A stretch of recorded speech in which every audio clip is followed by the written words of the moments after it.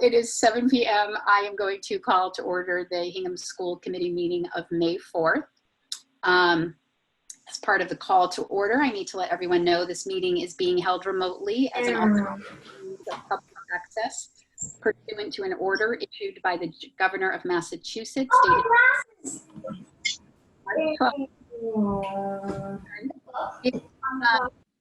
Sorry, if folks could just put their Zooms on mute. Awesome. And then as the meeting goes on, when it's time to get questions and whatnot, I can call on folks and you can unmute yourselves. Thank you. All right, I'm going to start that over again. So I'm calling the meeting to order. This meeting is being held remotely as an alternate means of public access pursuant to an order issued by the Governor of Massachusetts dated March 12th, 2020, suspending certain provisions of the open meeting law. You are hereby advised that this meeting and all communications during this meeting may be recorded by the Town of Hingham in accordance with the open meeting law.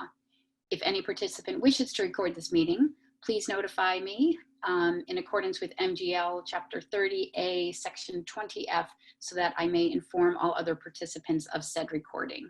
So if anyone is out there who is recording the meeting, if you could let me know. Seeing nobody, I'm going to move on. So just so people know, if there comes a time in the meeting, from time to time during the meeting, I will recognize folks from the public to speak.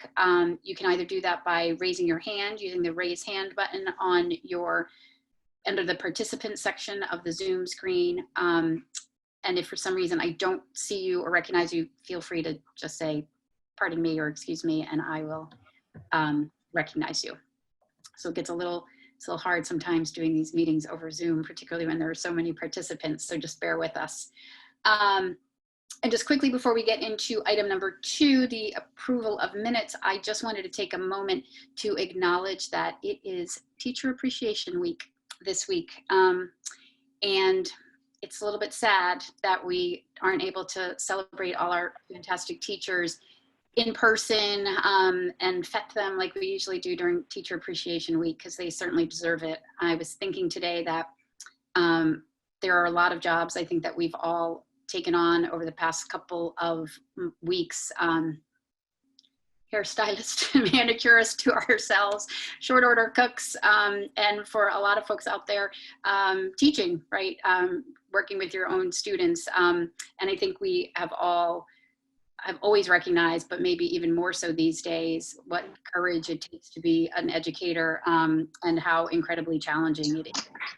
So I just wanted to take a moment to thank our Hingham Public Teachers for all they do for our community, for our families, and most importantly for our students.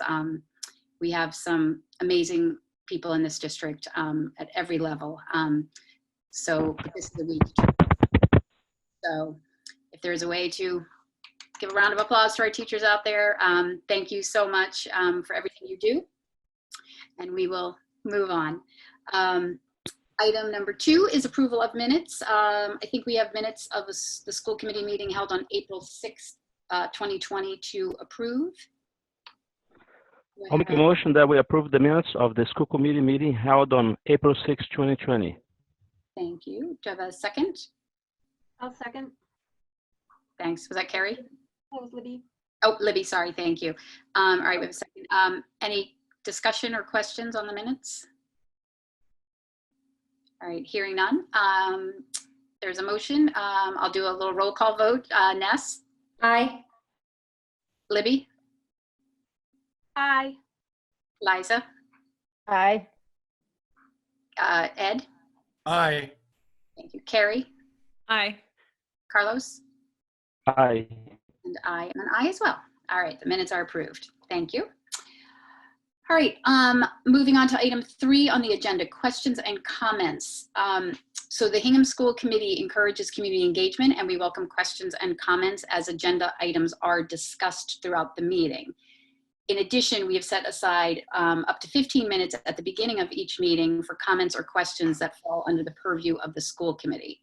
So there's a lot more to read. If there is anyone who is listening in that had something that they wanted to bring up that was new information for the committee, so anything not on tonight's agenda, I'll give it a couple of minutes if someone's out there who wishes to address the committee on an item, something not on the agenda.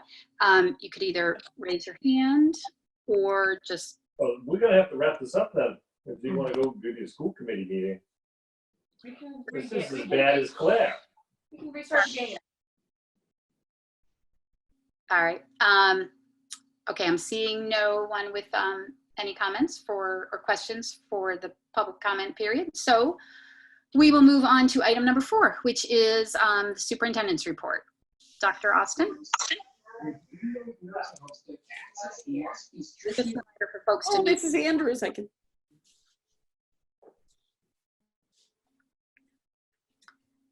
Dr. Austin, are you there? I was having a great speech and not recognizing I was muted, so I'm sorry. I was just well, thank you, Michelle, and thank you to all you amazing school committee members for your commitment and the work you're doing. I know this isn't easy, and you're doing a marvelous job in a very different world we all live in. The first thing I want to say tonight, I want to echo what the chair had just mentioned about it is Teacher Appreciation Week. We are incredibly blessed to have amazing teachers and educators here in Hingham, and I want to thank them personally for the work they do and their commitment. I do want to say that not often do we are able at this time of year to talk about all the people we appreciate, but in recent days we've had National Principal Days, we've had school lunch hero days, we've had administrative professional days, and upcoming we have Nurses Day coming on Wednesday. And I just want to say thank you to all of our staff for their amazing work and do that live for them tonight. So is Mr. Swanson here? I just want to make sure that Mr. Swanson, you're live tonight. Yes, Paul, right here. Oh, thank you very much. All right. Before I turn this over, I know there's a lot of questions regarding items such as graduation and things that I know that Mr. Swanson has been working hard on. And so I appreciate your work, Mr. Swanson, and want to give you the opportunity to give the community an update on where you are with such things as graduation today. Okay, sure. We met this morning. Actually, we've got a task force that has been working on the issue of graduation and other year-end events. It's a group that includes both of our assistant principals at the high school, includes our school resource officer, includes a couple of student leaders, representative of the class parents as well. And so we have reviewed the data that came in last week from a survey that went out to all of our seniors and their parents. And the 600 plus respondents who completed that survey certainly helped us to chart a course that I think is a good one and the best one for us at this point. So I'm recommending that the graduation originally scheduled for May 30th, which obviously is not going to be able to happen on that date, would be postponed until the middle of the summer. The date I'm proposing is August 1st. And obviously none of us really know at this point with any certainty what the restrictions or guidelines will be at that point, but we certainly want to keep hope alive as much as possible for our seniors and their parents and for the community as a whole, to give them the kind of send off and the celebration that they deserve. So would like to postpone graduation until that time.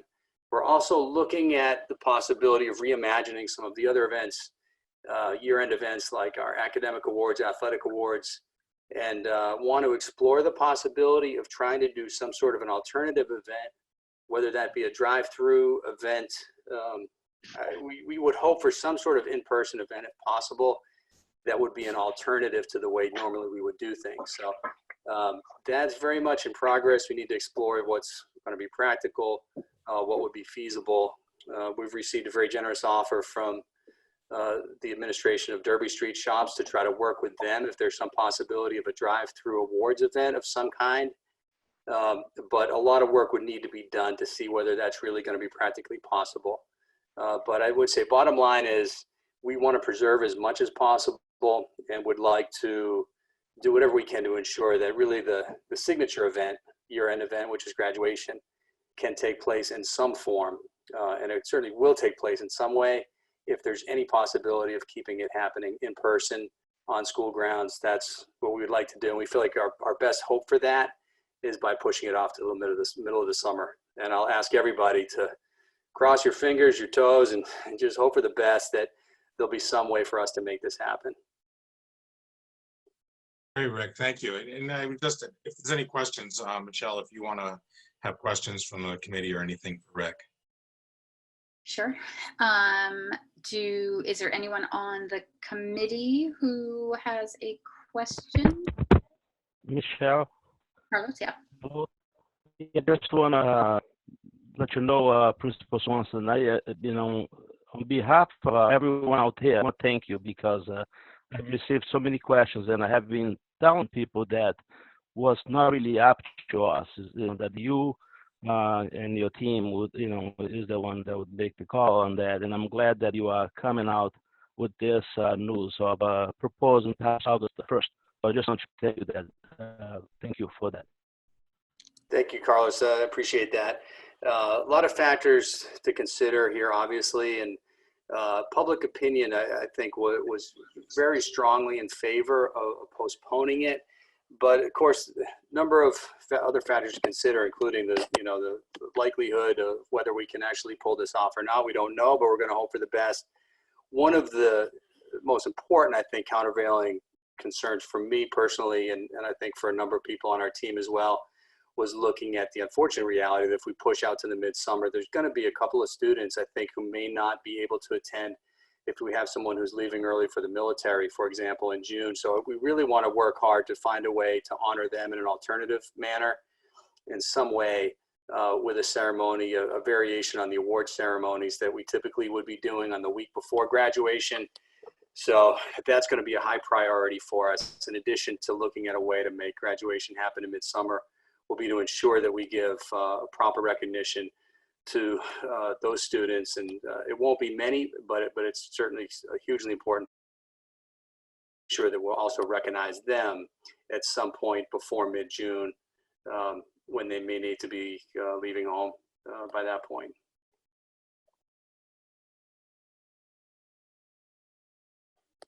I think I've said it a couple of times before, but it probably bears repeating because, Rick, I know you share in the sentiment that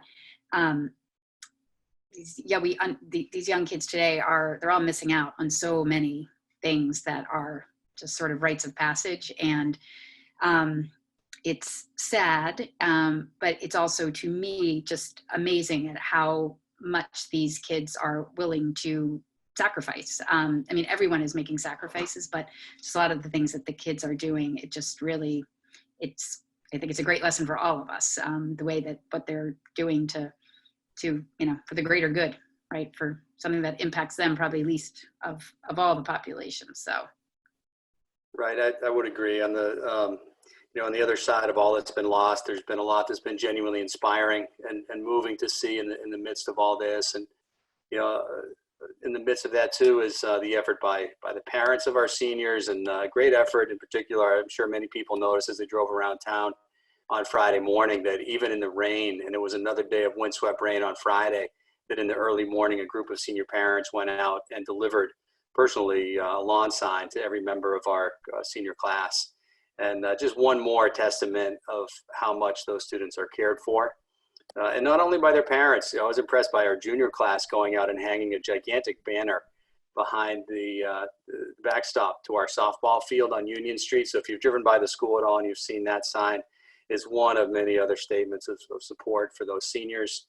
And I can almost hear them in my mind, inside my head right now. I can hear the seniors saying, well, you didn't say anything about the prom, Mr. Swanson, or the barbecue. And I neglected to mention that, but obviously it'll come as a surprise to nobody. The results of the survey show that it's not only graduation and the awards nights that our seniors care a whole lot about. It's all of these things. And the prom was number 2 in terms of where people rated its importance.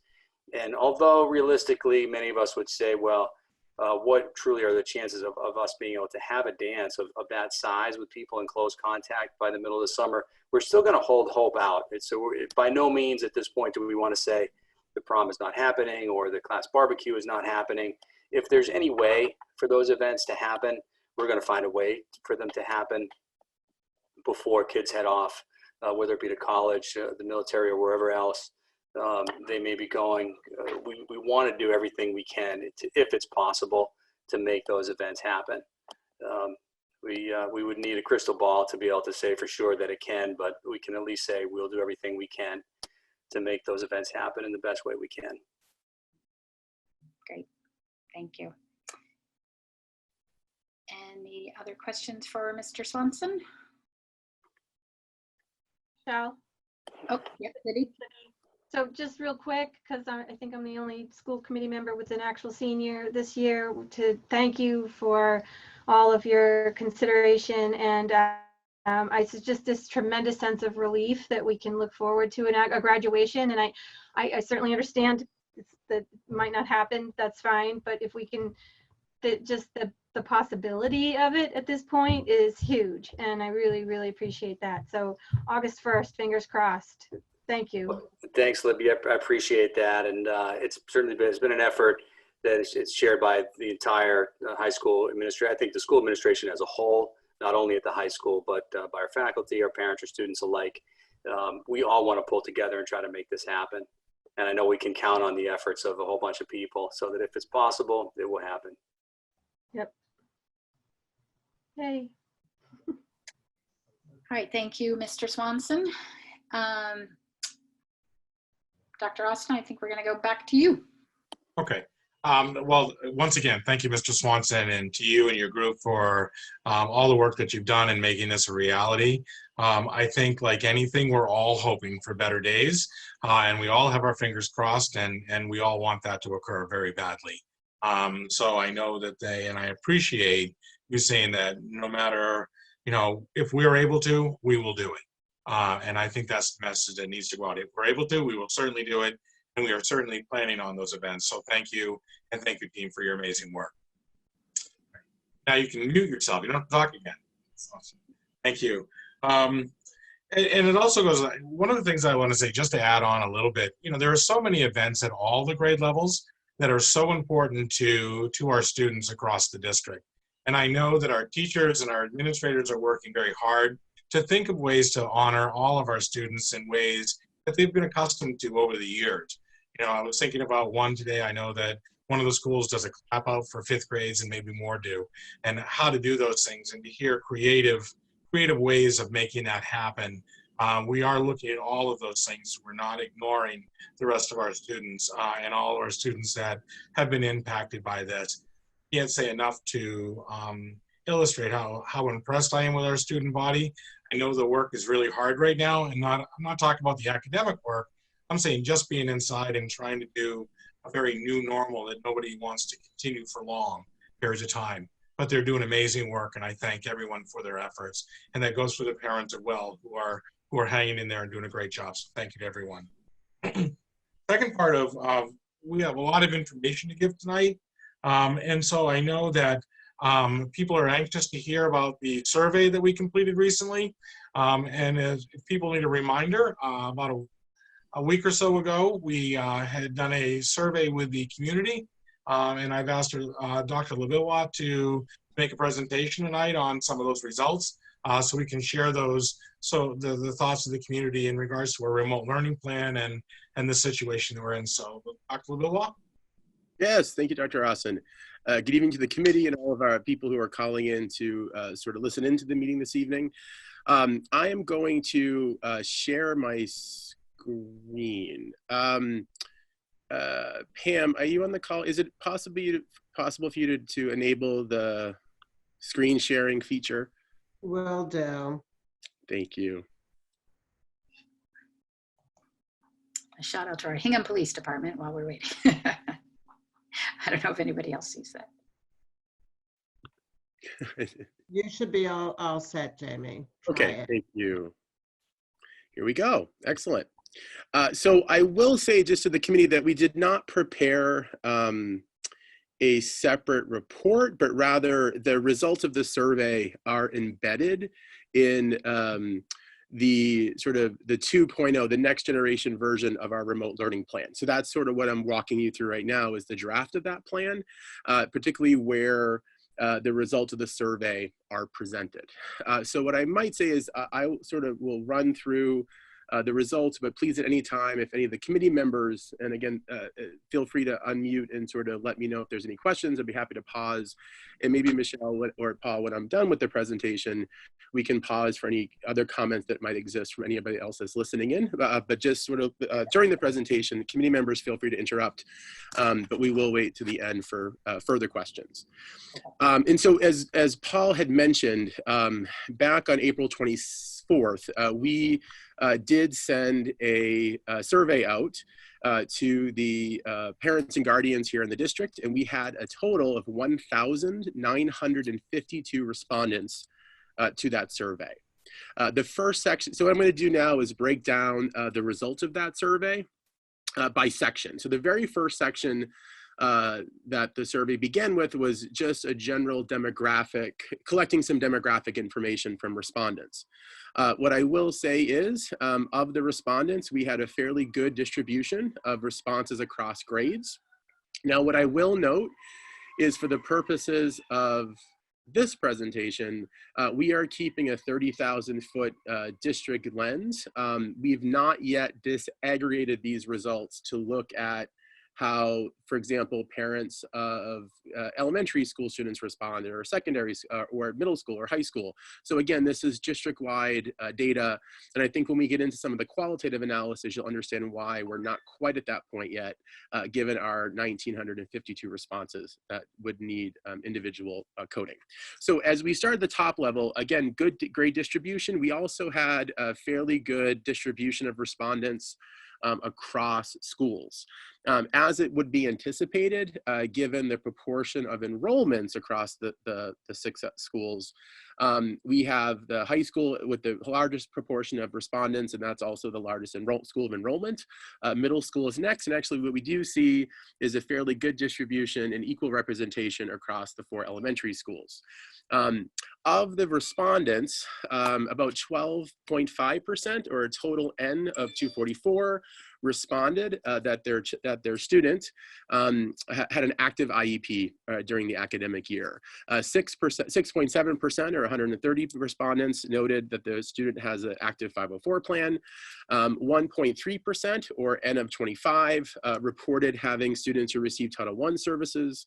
2.7%, or N of 52, reported having kids who receive some other academic support. And about 0.04, or 0.4, N equals 8, reported having students who receive ELL supports. Now, the vast majority of respondents, 76%, or N of 1493, reported that their student does not receive any additional supports while in school. The first section of the survey, again, the major goal of the remote learning plan is to ensure the social and emotional wellness of not only our students, but also of our faculty. And the first question was really to sort of get a sense of to what extent parents might be concerned about their child's social and emotional well-being. Of the total respondents, 54% reported having no concerns about their child's social and emotional well-being, with 45.5%, or an N of 899, reporting that they were concerned about their child's well-being. Now, for those respondents who did report being concerned, they were then presented with a Likert scale that tried to assess the extent of that concern. What the results showed was 24.3%, or an N of 215, reported being mildly concerned, and that included the Likert scores of 1 through 2.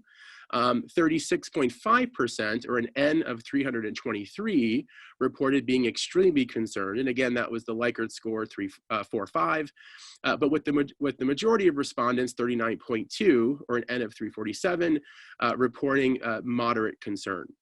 And that was the Likert score 3 on the scale that parents and guardians were given. To provide more context to those responses, we tried to understand what might be some of those concerns that they had. And about 84% of respondents, or 746 people, reported that their concerns were due to a lack of interactions with friends, peers, and relatives. Changes to daily routine accounted for 74%. Changes in the world around them, and in the child's world, changes to the child's world, I should say, accounted for about 72%. Academic access or difficulty with assignments accounted for 38.4%, and family stressors accounted for 20%. There was also the note of medical issues, which accounted for 2.9%, or a total N of 26, being the area of concern about social and emotional well-being. A number of respondents completed the other option and actually inserted in their own variable. And what we did through a general review of those responses, what we found was the general theme fell within kids missing peers, athletic teammates, and teachers, including a desire for more connections, interactions with district faculty and staff. I should note that respondents were then asked if they wanted to speak. So for those that reported they were concerned, we gave the option for somebody from the district to reach out to them and their family regarding their concerns. Now, of the total proportion of respondents who said they were concerned, 94.6, or 823 of them, responded that they did not want any further outreach, as they felt that they were doing okay and had their own supports in place. Of those who did request outreach, 5.4%, or N of 47, they have either been or will be by this week, the end of this week, contacted by district staff to ensure we're providing the appropriate supports to those people who have requested it. From the social and emotional wellness section, we move on to family stressors and access to resources. And so this section of the survey was really designed to collect feedback on the extent to which the first version of the remote learning plan was really meeting the needs of the community relative to access of resources, while also examining the extent to which families may be dealing with family or home stressors that may impact their ability to engage with the remote learning plan. The first question presented was whether they felt their child felt connected to his or her school and teacher. Of the total, again, 1,952 respondents, 49.9% responded that they felt that their child does not feel connected, with 50.1 responding that they felt that they were connected. What I will note here is, of the people, so what we then did is if a parent or guardian responded no, they don't feel connected, they then saw another series of questions just for them, where people who might have responded yes might have skipped out some of these questions. So again, this is the next section here is just about those who responded that they feel their child does not feel connected. Of that, about 15% reported feeling mildly disconnected, 32.4% felt moderately disconnected, with the majority of respondents this time, 37.6%, or N of 412, reported feeling extremely disconnected. When we tried to understand sort of what the sort of quality of what we could do to help the feelings of connections, we wanted to sort of understand what we could do better for those that are responding that don't feel connected, what we could do to make that better. And what I will note is, sort of hot off the presses, is the analysis of that open-ended question. So that's actually presented here in a slightly different format. It's to be incorporated into the plan. But at this stage, again, and this is going to be true of the other open-ended qualitative responses. So we actually conducted a thematic analysis of the responses. We did a first cold reading just to sort of see what the responses were. That then helped us generate codes or themes to help us better understand the categories of responses where people were responding. And then we went back to the analysis, and actually of the 1,400 or so who completed it, we're only gone through about 980 of the responses. So this may shift a bit, but again, we do feel like we have a fairly decent handle on the responses. So 66.9%, and this was, I don't know if you can see the other percentages here, but this was by far the largest category of response. with a total N out of the 180 of 669 reported really wanting live interaction between teachers and students for instructions, check-ins, and social reasons. And we also sort of decided to pull out a representative comment just so people could understand sort of how we made the decision to categorize or code the response the way we did. So a representative comment here is: the opportunity to have Zoom meetings with his teacher and classmates has been helpful to promote a feeling of connection. I would very much like to see these continue. About 81 respondents, or 8.1% of the total respondents, noted increased one-to-one communication and feedback with their teachers. 6.9%, or an N of 69, reported a need for engagement with teachers and friends. 6% noted need for small group collaboration. But again, I think, and it goes on from there, and I will note that when the plan is released, the appendix, which actually, the appendix of the plan will actually have all of these in much more detail for people to sort of look at if they want to sort of dig deeper into the responses. But I think the big takeaway here is the vast majority of respondents, when asked about how can we further promote connection, responded with a want or a desire for live interaction between teachers and students. And so this will have to be edited just because at that point we had not done that analysis yet. And I will just at this point, just make a shout out to Julie O'Halloran in the superintendent's office, who is one of our assistants, who was incredibly helpful in supporting us being able to do the volume of analysis we did in such a short turnaround time. Now, respondents were then asked to provide information to the district around variables that may be impacting their ability to engage in remote learning. And anybody that took the survey will remember that in the survey, we did tell you that the responses would be kept confidential. And so we're not reporting publicly the responses there, but I can tell the committee that a total of 1,946 people responded to this question, and the district is using that information to be thoughtful as we design remote learning, the next iteration of remote learning plan, to make sure that we're responsive to as many of those variables as possible. When asked about whether there were any challenges in accessing remote learning, 85.7% of respondents said no, there was not. We did have 14%, or 14.3 rather, who did report yes, that they were having difficulty, or the child was having difficulty in accessing remote learning. The people who responded that there was difficulty were then presented with another set of questions to better understand what those difficulties were. So I will note here that of those reporting challenges, 71.3 reported difficulty with navigating or accessing digital resources.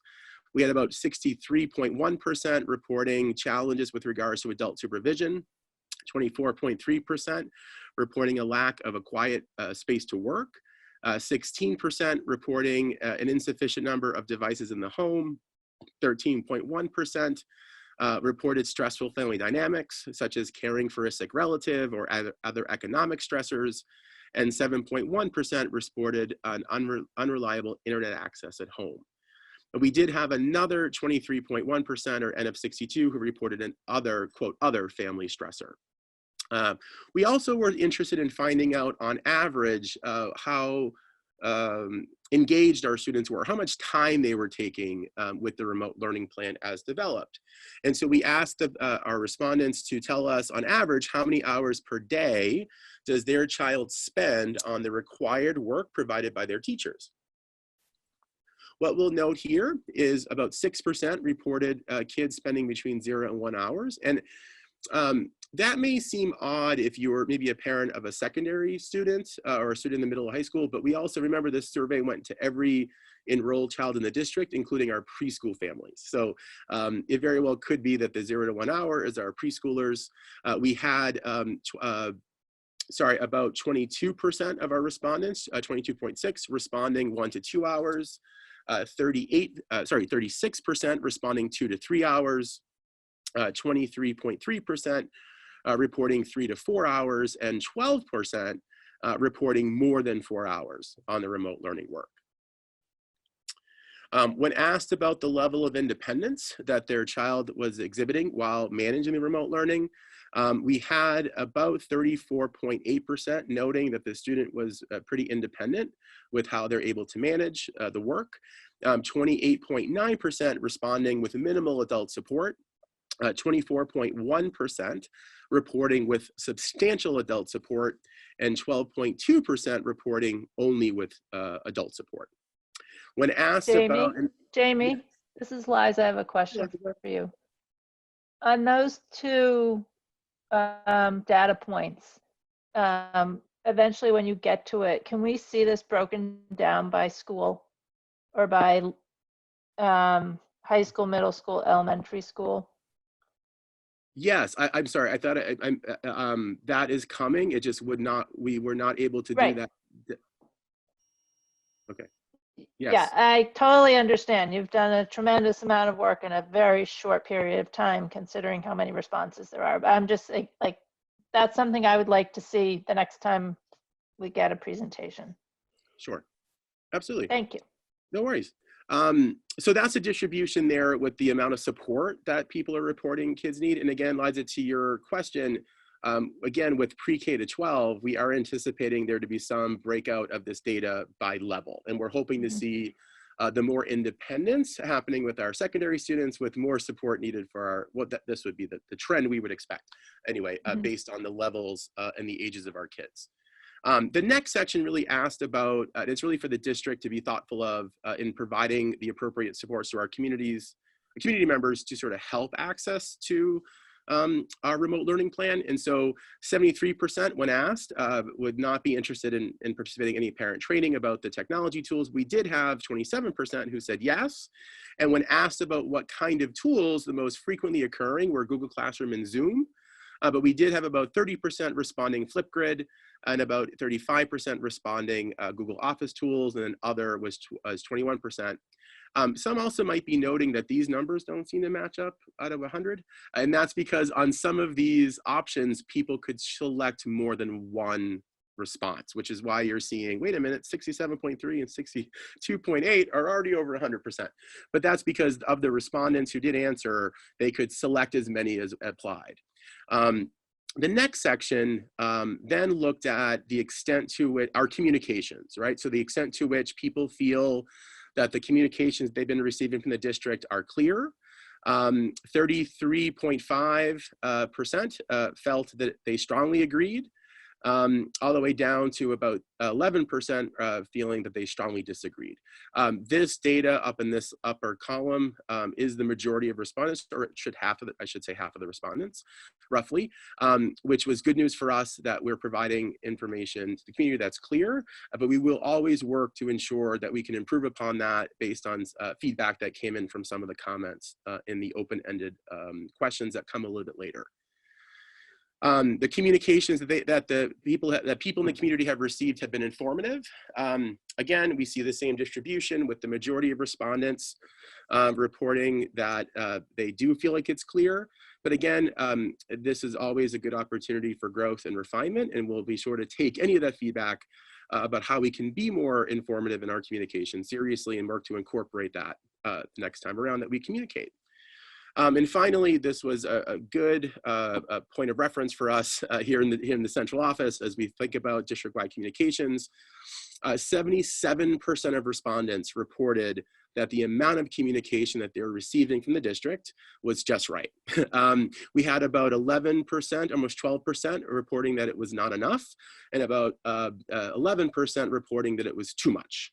But again, the vast majority, 77.1%, were reporting that it was just right. Now, the last three questions, and this is where, to be honest, the bulk of the analysis work went in, were open-ended comments. And so all respondents to the survey were then presented with three questions. The first question being, what is working well with the remote learning plan? The second question was, what improvements can be made in regards to remote learning? And the third was, is there any other feedback you'd like to provide? So as I noted earlier, all responses were at first initially reviewed in their entirety. From there, we then worked to code and categorize those responses into major theme areas. Data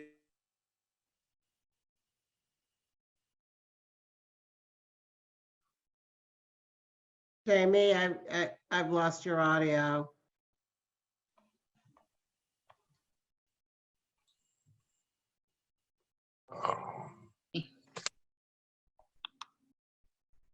Not muted, Pam, so. Yeah, not sure what's going on.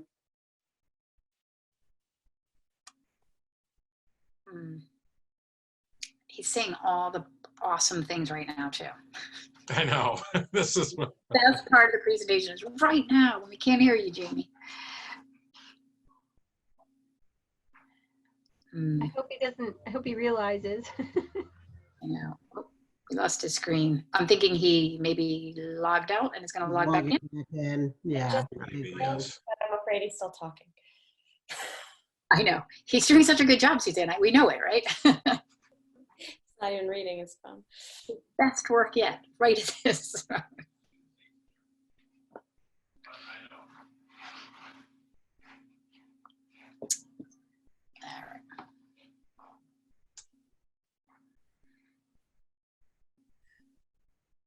Dr. Vidas, are you able to text him and? I did. I think he's in the zone.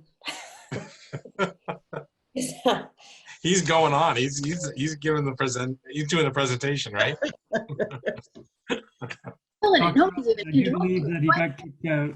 I tried to send him a message through the chat and it didn't recognize him even though his name was there. So I do believe he may have been kicked out and might be trying to log back in, hopefully, even though it still looks like he's there. Does it look like he's still there? 'Cause I didn't... Oh, hold on. He lost Wi-Fi. Oh. He lost Wi-Fi. At his home. I'll be right back.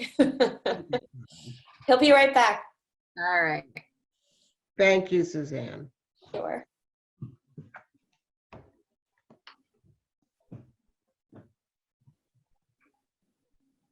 Reflective break, Michelle. We can have a reflective break. Oh, we don't usually get those during our... I know. I know.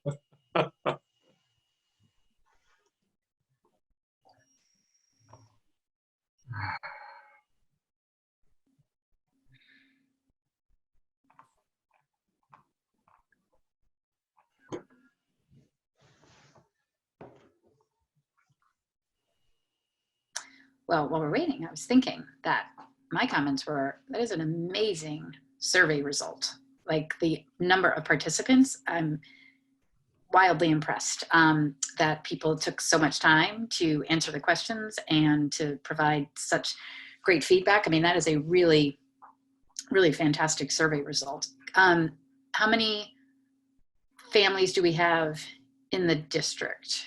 And I know people you would answer it multiple times, right? If you had, depending on the number of children you had in the school. I'm just wondering how many. Yeah, I think the instruction was to actually answer it for each child you have in the school. Right, okay. So that would be, it would be almost 50% of our student population was answered for. That's incredibly good. That is very good. And the results seemed pretty, they seemed to match well with the population of students as well. So yeah, I mean, that's a really great result. And it was a relatively short time, right? For folks to answer. Dr. Vidas, did you have an update? I did, and then he said, wait. He's working on it. He's definitely trying his hardest to figure out how to remedy what he has going on. I think as we're waiting, Michelle, I'm sorry. I have a question on something he covered.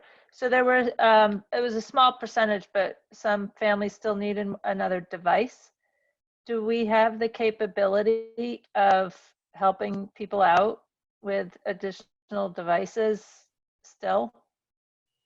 I believe we do. Is Joe Andrews on? I can't tell if Joe Andrews is on. Okay. He has been able to, so anyone who's emailed him and let him know that they're lacking a device. He's tried to work with the families to be able to provide what devices we have. We don't have enough devices for multiple devices to go to every family, but he's tried hard to make sure they have at least one to work on, which is, I know that's problematic when you have multiple children in a household. Yeah. And I would suggest to anyone out there to check your Wi-Fi capability, because I personally I called Comcast.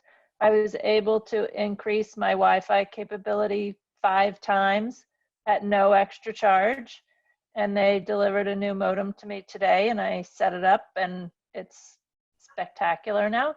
So before we get going on, more and more communication, I really encourage people to call whoever your internet provider is and negotiate with them. I'm sure they'll be generous, but get that done this week and be ready, because, kids are just going to keep doing it. And we had so many people in our household on at the same time doing work and college work and school work for Hingham Public Schools and my own school committee work and other things, but we really needed the capacity. So I encourage, even if you don't think you need it, you're going to need it.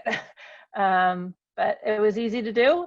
So this is just my public service announcement while we're filling dead time, as Michelle said. I'm sorry, I'm back. Oh, there he is. Yay. Hey. About that, I don't know what happened, but the whole house lost our Wi-Fi. So I'm back. Sorry about that. I'm going to share a screen again, and I'm almost done. I promise. I'm wrapping up.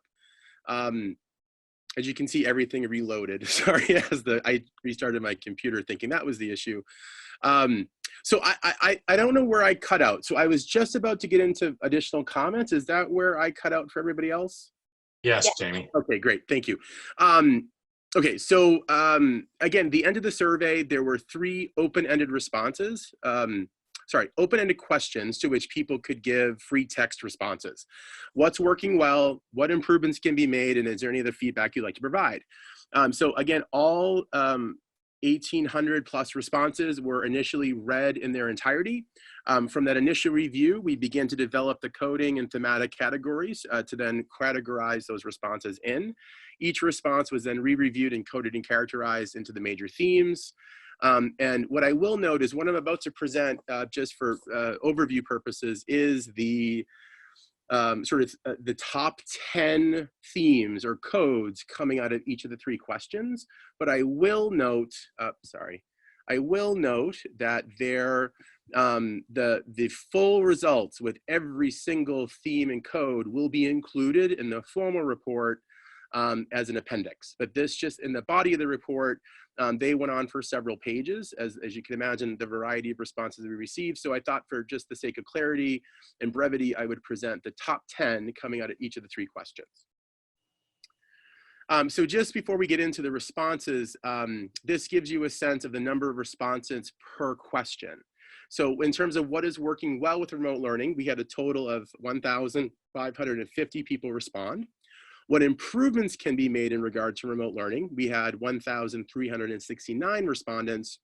And relative to, is there any other feedback you'd like to give or provide? 980 respondents.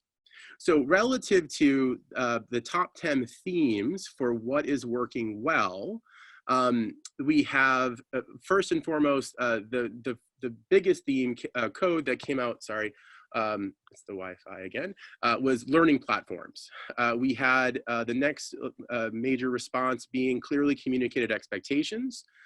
We also had live video connections, the flexibility of the remote learning plan schedule, the support/effort of our teachers, the recorded videos of our Hingham Schools teachers felt like that was going well, as was the workload, teacher communications, and continued learning and the quality of the content, as well as students working independently.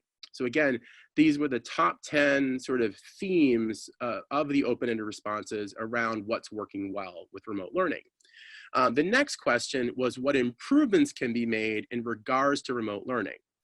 And it probably comes to no surprise to those in the community, the number one improvement, you can notice in relation to this one versus the others, even in the top 10, the number one response was more live connections with teachers, heads and tails above the others. We also had improvements relative to our learning platforms and apps that we're using, increasing the one-to-one communications of communication / one-to-one teacher feedback, increase instruction by Hingham Public Schools teachers, streamline communications from schools and provide clear instructions, recording more videos from our Hingham Public Schools teachers, noting it really wasn't an area for improvement, but just sort of asking us to recognize more clearly how stressful this time has been for our families. More small group collaboration among students. Work required for elective classes causes stress, and to the extent that we could address that, and the need for more structure and routine and schedule in the remote learning plan. Relative to, is there any other additional areas of feedback you'd like to provide?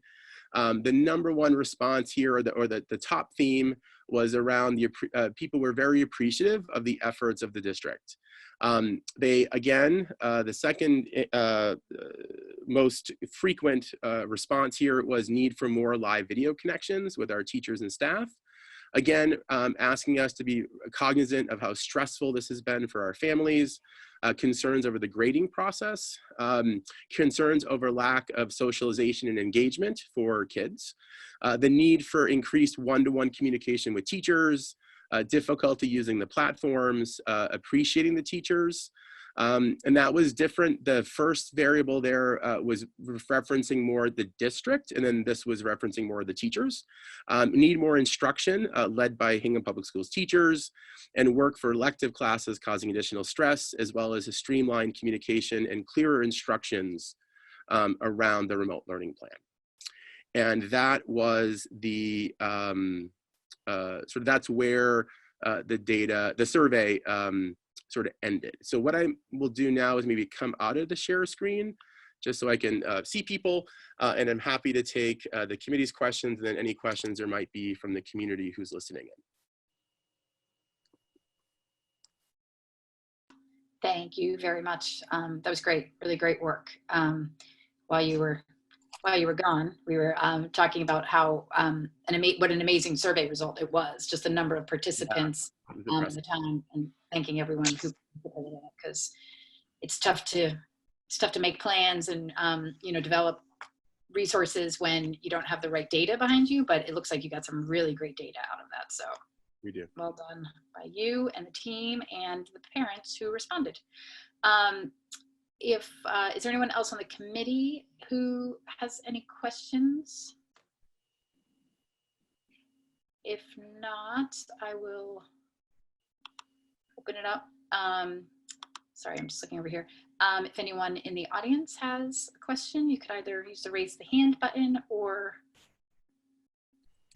just call out and say, would you like to ask something? Oh, sorry, someone's using the chat feature, which I don't usually let me see. So one of the questions was, what happens next? What do you do, I guess, with the results of all this learning? Yeah, so all of the information that we gained from the survey results has been incorporated into the next iteration of our draft remote learning plan that we hope to release to the community as soon as we can.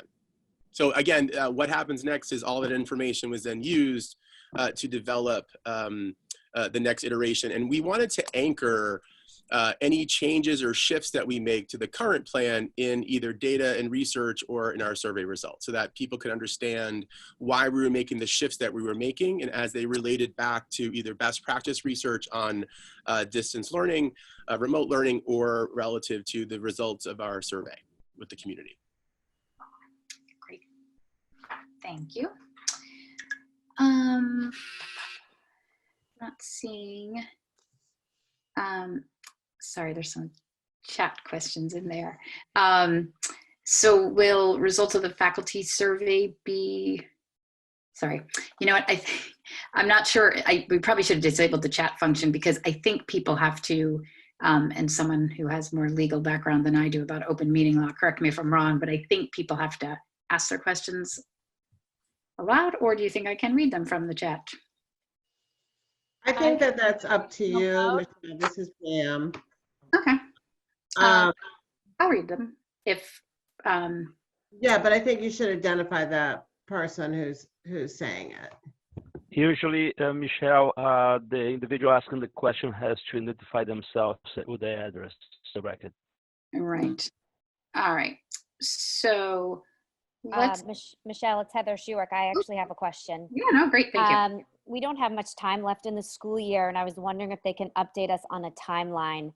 I know we got the survey last week, and we were already 5 weeks into it, and now we're in May. So I think parents would be eager to see what kind of time we're going to have left with these kids and when phase 2 could begin. I will defer to Thank Dr. you. for that question. Yeah, thank you for that question. And as you noted with Dr. LaVilla's presentation, he talked about having a draft, and that draft is being built now. And it's nearly complete, to be quite honest, but there's still some work that needs to be done. And I'm going to talk about that in a little bit when we talk about the update. We are working as quickly as we can to get that done as quickly as possible. I'm really hoping it's done this week, but there's still some details that we need to work out. So we're getting out as quickly as we can, and hopefully within the week, we'll be able to present something to you, to the community to see. Thank you. Jen Benham, looks like you have a question. Hi, Michelle. Can you hear me? I can hear you, yes. Hi, this is Jen Benham.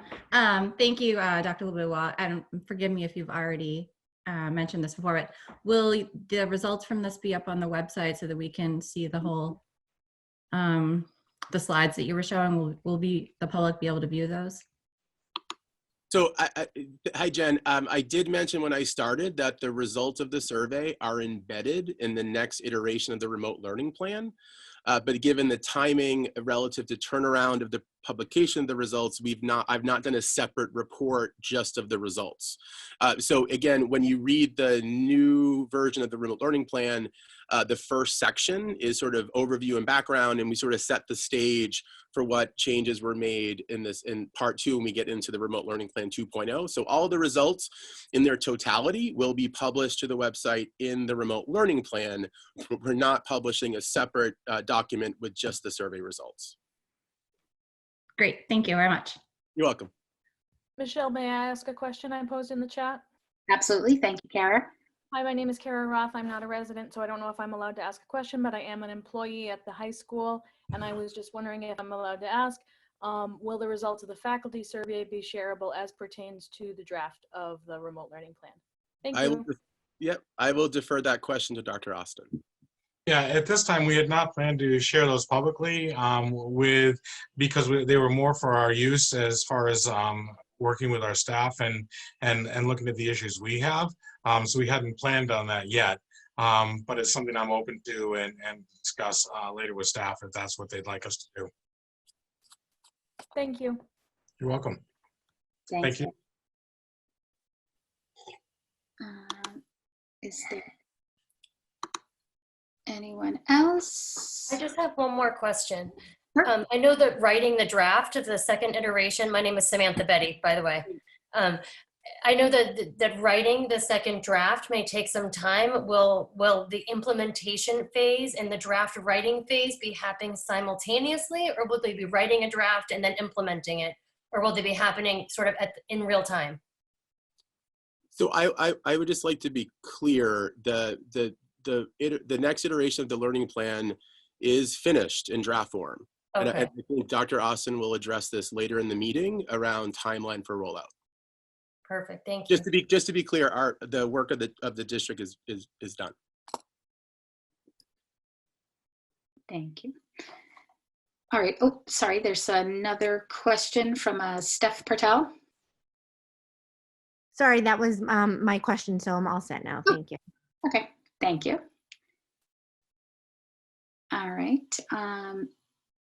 All right, I don't see any more questions on this, but we'll have another brief update on the 2.0. So we may have more questions then. All right. Again, thank you very much, Dr. LeBillois. Thank you to Julie and everyone else who helped out with the survey, and most importantly to our parents who filled it out and shared the feedback. It has been really impressive, the amount of information we've been able to gather. So thank you so much. Dr. Austin, do you, 5.1 is other communications received by the superintendent? Yeah, I would. And I want to say thank you to everyone who is giving us feedback. We do use that. We take it very seriously, and we're trying to incorporate that. It's something that I've been asked by many people to make sure that we take our feedback and we take it seriously and incorporate it into those results. So as that comes in, we do try to do that.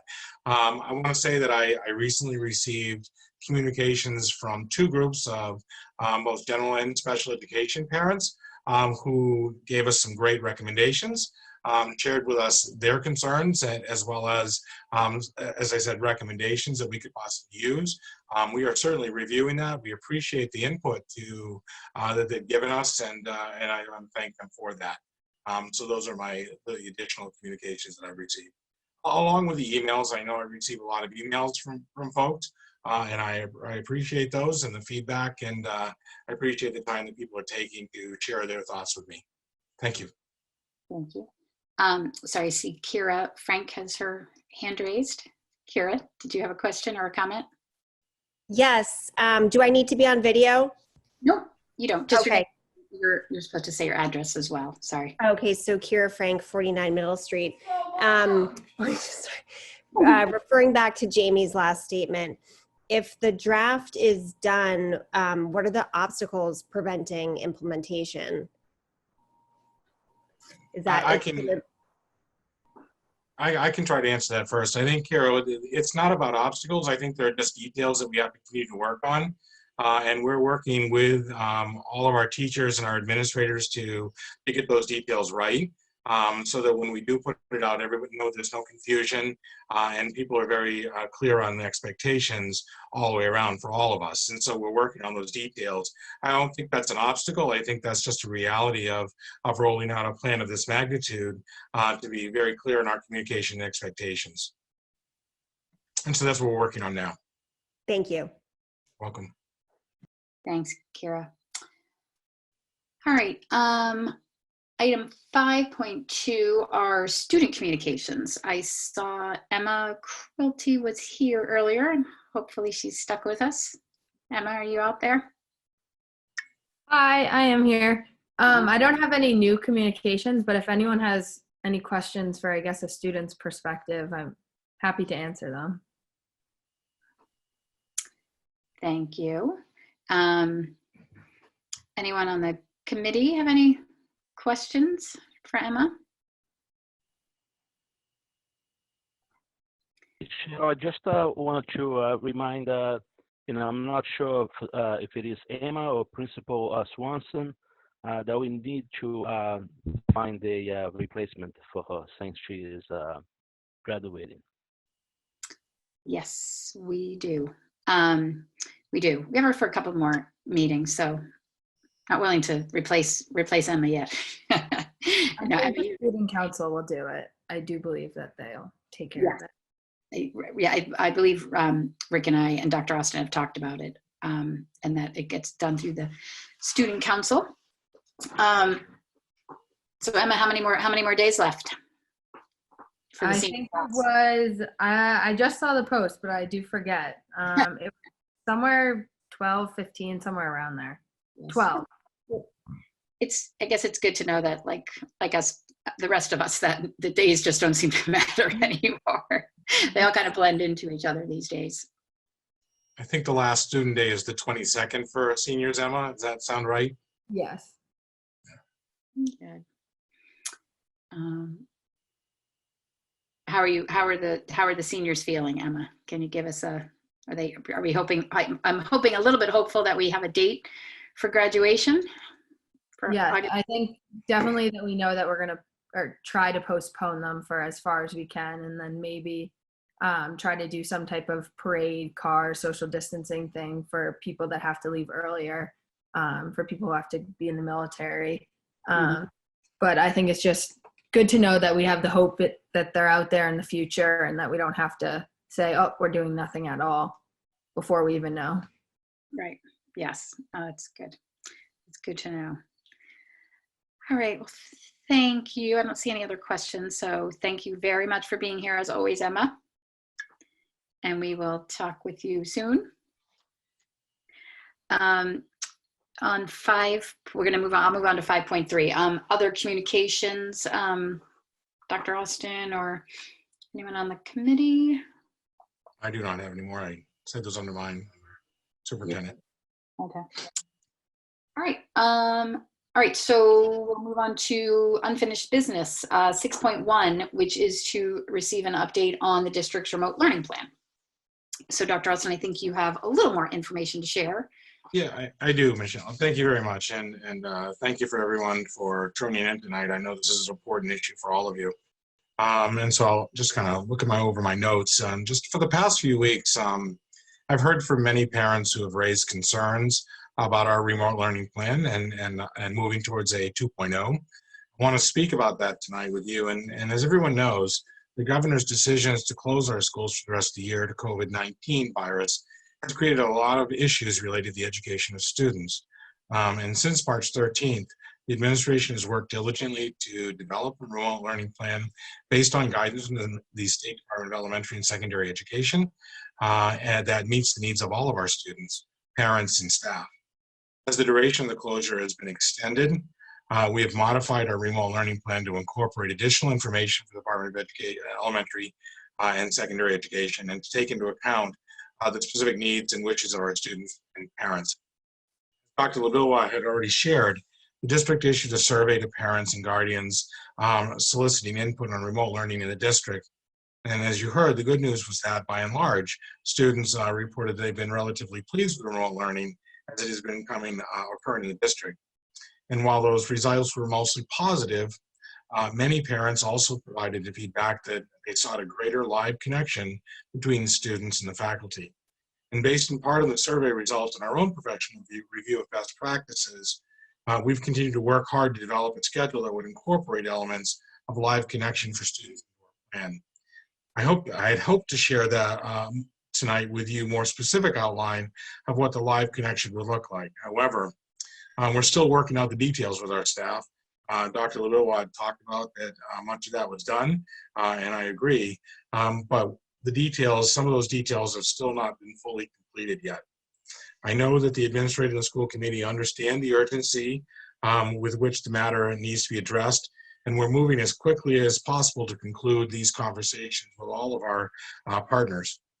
You have our collective commitment that we will continue to push this issue forward as quickly as possible so that our remote learning model reflects the best practices, including live connection between staff and students. We are working very hard. I appreciate the work of the administrators, the teachers, the school committee, and the parents as partners in this. And somebody asked me just a moment ago, what are the barriers? Well, the barriers, I don't know so much as barrier obstacles that we're going through, but the details are very difficult, and we're working through those so that we clearly can articulate to all what the expectations are without undoing and making cause of more stress for students, for parents, or for staff. It is a fine line, and the Commissioner of Education reported in his last guidance, we need to find ways to work together and collaboratively to work smarter and not harder necessarily. We hear you. We hear that you want more communications. We're going to continue to strive to make that happen for you in a way that's positive for all students and keeping them connected in the learning. We do appreciate the patience. We know that there is an urgency. You have my absolute commitment. We are working as quickly as possible. I will get that to you as quickly as we possibly can. Thank you. Thank you.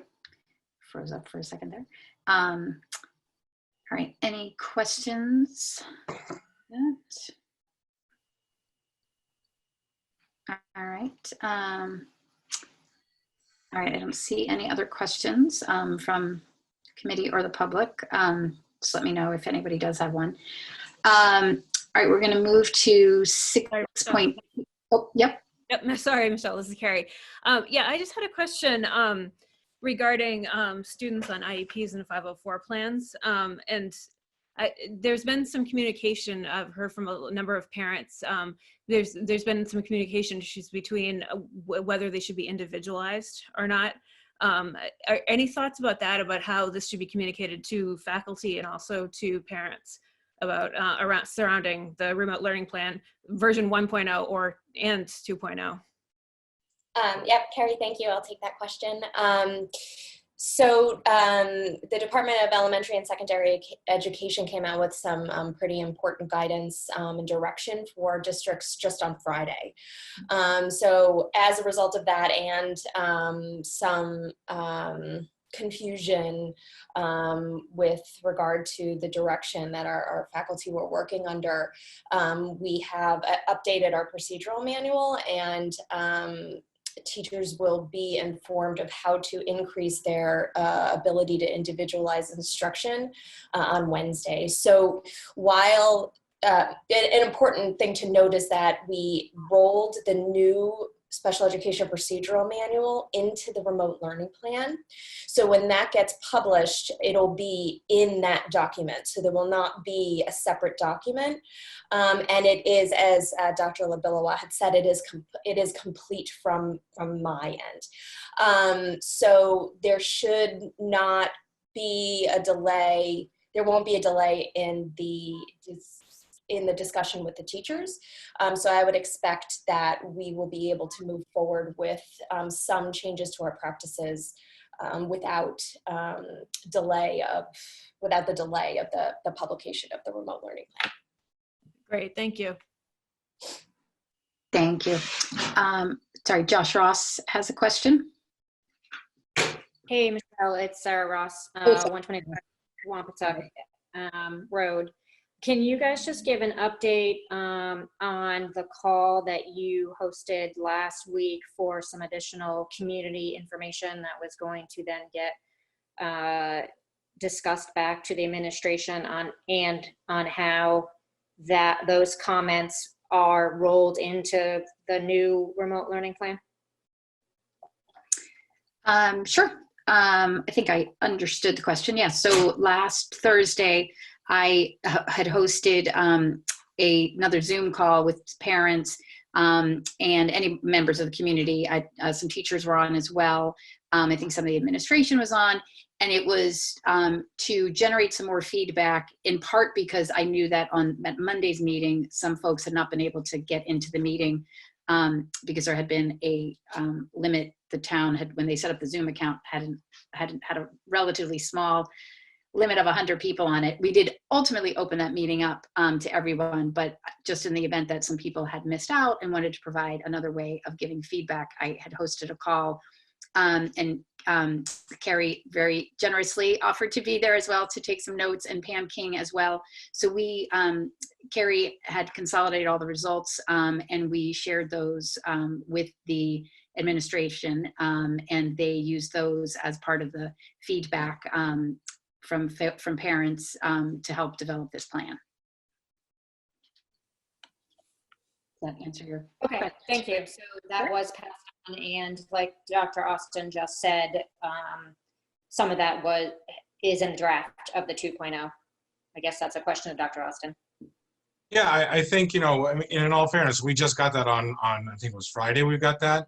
And so we're still digesting that. And that's one of those things that we talk about details. I mean, we've been asked by all of you to make sure we incorporate your comments and your concerns and your thoughts and your recommendations. I get those on a daily basis. And so we honestly want to listen to those, and we want to incorporate those, but we also have to have time to do that. We've certainly looked at those right now, and we will continue to incorporate those into our plan. Absolutely. Great, thank you for the update. You're welcome. Thanks, Sarah. I have one more question, if that's okay. Sure. My name is Samantha Betty from 6 Ritter Road.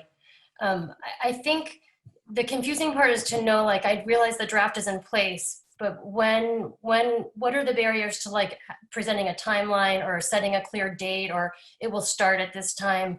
And what is, like, unique to the Hingham School community that's making this more of a challenge than, a lot of other communities have this up and running and they have sort of figured this out. I'm just curious if there are parts of the plan that were a challenge, if our particular community presented itself differently that made it more of a challenge, and what are the points right now that are needing more refining of details that are causing it to be delayed and just starting. You want me to take that one first? Yeah. Your question is well received, and I understand it. I don't think that the challenges that we're having is any more unique to anyone. A lot of these things, we simply have to work with our partners so that we understand and come to agreement on things that say, okay, we're going to do this, administration is going to do these, teachers are going to do this, parents are going to do these. We're working on these details. We are working hard with all of our teachers right now. We're in partnership with them, and we're working those details out. So it's not a barrier. It just takes time to work all these details out. And we want to be clear with the community as well as what the plan has, so that when we do roll it out, it doesn't fail, but yet goes into place, and we continue a communication with all of you that makes sense. But details have to be worked out, and it takes all of us to do that. And so the association and the teachers and the administration, school committee, and parents are all working in collaboration to make sure those details are done. I'm not trying to delay it or say that it's not coming. I'm telling you, we're meeting, and we meet regularly. We just met this afternoon to talk about the details of the plan. We're going to meet again on Wednesday, and we're hoping to have things wrapped up very, very soon so we can share those details with all of you. Thank you. All right, thanks. All right. All right, we'll move on, but if anyone has questions, just feel free to raise your hand. All right, so also, all right, 6.2 is to hear an update on the fiscal year 20 operating and capital budgets. So this is an update from Dr. Austin and I think Mr. Ferris on where we stand year to date with the budget, given the changes in the school year. As you can imagine, that changes some of the operating expenses that we have, as well as some of the operating revenues that we generate. So the committee had just wanted to hear an update on the operating budget for the fiscal year 20. Thank you, Michelle. And I'll start first. I know that Mr. Ferris is with us as well. First of all, I think that what I would want to say to anyone or everyone who's listening, we receive new information almost on a daily basis. We're in a tight situation. Obviously, we're very concerned about the financial health of our communities, our own homes, and our district as well, and where the funding is. Right now, it looks like funding will continue to flow through FY20, this current year, from the Department or actually from the state that helps fund these things, as it has been. So I'm not horribly concerned that we're not going to end this year okay. I think we're going to be just fine, and I think Mr. Ferris is going to talk about that. That said, we've experienced substantial loss in revenues, and again, he'll talk about that in a minute. I want to be clear that the challenges ahead are not going to be easy to overcome. These are going to be tight fiscal discussions that we have to have from this point forward to talk about how we manage our finances well, and we continue to move forward as a district with the needs and desires of the community, as well as the needs of our students and our school community. So with that, I've asked Mr. Ferris to kind of present some information regarding exactly where we're at in the budget. Mr. Ferris? Thank you, Paul. Dr. Austin. Pam, could you allow me to share the screen so that I can put the forecast up on the screen? In your packets and the school committee members, there were like 4 documents. One is a summary of the budget, where we stand right now, and am I set for that, Pam? You are. Thank you. Let's see. Okay, right here. There we go. Okay, so this is the forecast, and as of April 14th, I took another snapshot. Fortunately, when I left the office on March 13th, I also took a snapshot of where we were. So, you know, taking a look at sort of run rates between a couple of months, I was able to come up with, you know, some forecasts for some of the unencumbered type expenses that we would incur. But anyways, this is a familiar summary tab. You all see this in your budgets. Goes through the regular education, shows special education here, and shows VOTEC spending. And then you have the budget amount is the sum of revised budget, and then the sum of the year-to-date expended, what's encumbered still right now, and then what's forecast shows up in this column here, so you can see the sum of the available budget. So going down, and this year it's a little bit complicated because you have some things going in here. We had the fire in here, which I'm going to get reimbursement for. That's not really reflected in the budget. So there's a number of adjustments that have to be made. But the net of right now, what I'm forecasting for the rest of the year is, you know, come June 30th, I'm projecting a forecast of $100,000, $820,000 to give back to the town. The last week we had a revenue forecast with the town. They sort of explained some scenarios where we're trying to keep next year's fiscal 21 budget intact, and you know, they were sort of making a plea from the school department to, you know, return as much money as possible. The other thing of what you see here, okay, so as you look at these variances, keep in mind that what we have is like 36 accounts here, and there's actually 500 lines of a budget that are actually feeding into these. So sometimes you may see, you know, there may be some accounting issues where something's getting booked into one category where it's actually budgeted in another. So, you know, you try to get as pure as those as we can in those. I like them to be pure because then it's sort of, you know, as I build the budget, when I see variances, it says, hey, wait a second, why should this be off? You know, it helps me actually analyze the budget. So anyways, that's where we're at 828. The second tab on what you received is just a different snapshot of this same picture. So you have the budget here, and in this column, you see just what's expended. So that's really what's hit the books right now. The sum of the encumbered requisitions, those are actually purchase orders or payroll encumbrances that are actually taking place in the budget right now. So when you snap a report, you see that. And then this column here, the forecast needs to the year end, that's where I go forward and I say, you know, I have to make some adjustments for a number of activities that are going on within the district that I sort of know of. There's also, we don't encumber all payrolls. For example, like hourly payrolls, you have tutors and paras, and you have bus drivers, and you have other hourly personnel that they don't really get encumbered at the beginning of the year because they've always been reporting on an hourly basis. So we add them in as we go. So I always have to make an estimate from the period of the last payroll to year end to come up with the payrolls. You can see some big items in here like this teaching expenses 538. So there's a presumption of you know, having some activity with the full day kindergartens in there, which is why you see that number being so high. You know, down here, this 593, that's money that I'm anticipating on getting returned from the fire and from the flood. There's a couple of articles in the town meeting.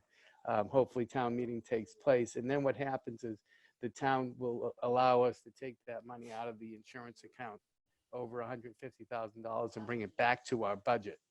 Because as we had those expenses, we're spending the money out of our regular operating budget, so we have to get it reimbursed.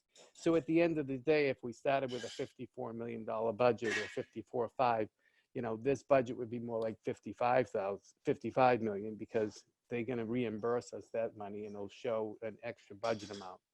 So, and I say that so you know what you're looking at, not so much to go over each one of these lines because, you know, we could talk for hours on this and I'd be happy to talk for hours with the finance committee or whoever to explain what all these pluses and minuses are.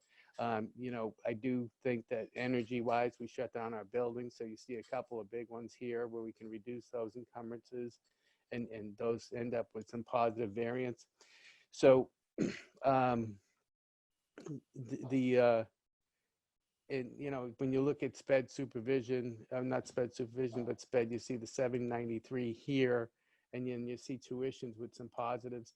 And I think that's a reason, is because some of the tuitions that we've actually paid end up in, we don't pay schools directly. It's been more like settlements, so they're ended up in contract services. So you may see some variations in the numbers. Couple of things here, like the 65,000 against the repair and maintenance capital. That's money that we've charged to the operating budget that really is going to come from another fund, such as the Foster Extraordinary Maintenance Account. So those are a couple of projects we did earlier this year, but at the end of the year is when we start truing up all the books and we say, hey, okay, this money actually belongs to another fund, so we transfer it from that fund back into the budget, so that it lessens the negative balances that we have. So you can see here the operating budget, the same number, the 100,820. In capital, as we go forward from the year, we've spent most of our capital, or we have it encumbered. And as we go forward through the year, lots of times if there are big projects, we'll charge those projects to capital so that we sort of use up all of our capital. That would make sense, where at times we may have a project that may overrun by 10 or 15 or $1,000, but then would have an offsetting one that would be, reduce $6,000. We'll pick up a few dollars here and there. We always have money for roofs of $25,000 to $50,000. All that may get spent on roofs, but typically it doesn't, so it can go to offset some of the other accounts. At the end of the day, capital is going to, when I say the end of the day, I mean really at the end of the year, we will make adjustments to these capital amounts so they equal just our capital allocation, which was the 97,751. So any negatives you see here actually feed back into the operating budget. And from the town, when you look at the general fund from the town, they're combining it all together. So it's included in this 100,820. The next sheet that I put in here is, but then take a look at all the same accounts, and then I try to classify them as to where would they really fit, and where are the variances. Here's personnel variances, here's contracts. Contracts might be energy, or it could be like the maintenance type contracts, or it could be textbooks, or it could be licenses that we have, or it could be professional development contracts. There's all sorts of contracts that we have. And then of course, personnel, is the payroll, which represents really 83% of the budget anyways. The energy and utility accounts, so we'll have fuel in there. We have, you got electricity, you got gas and oil, and then some of others. So all the other, sometimes they end up being the discretionary items that you would have. They just don't classify in some of the others. So this will give you a view of where in these budget line items, of course, keep in mind 500 items feeding into these categories, did these variances actually coming from? And this one shows you what the variance is, and then that would feed down to the net. So you see capital right here. This capital is over 141. That'll be feeding back into the operating budget. So if this doesn't resolve from encumbrances between now and the end of the year, we will make journal entries that take this money out of these capital accounts and throw it back into the operating budget. That's why you see that here they're netted together to $100,820. Okay, so and then the last tab that I wanted to show you. So the town has access to, put budget controls in, what actions have we taken? I know tomorrow they're going to be meeting, and they know that the town has made cuts, so they want to see that the school department is actually, being prudent, not necessarily saying cuts, but in the spending that were actually taking place. So, when this event first happened, I did implement essential spending only controls.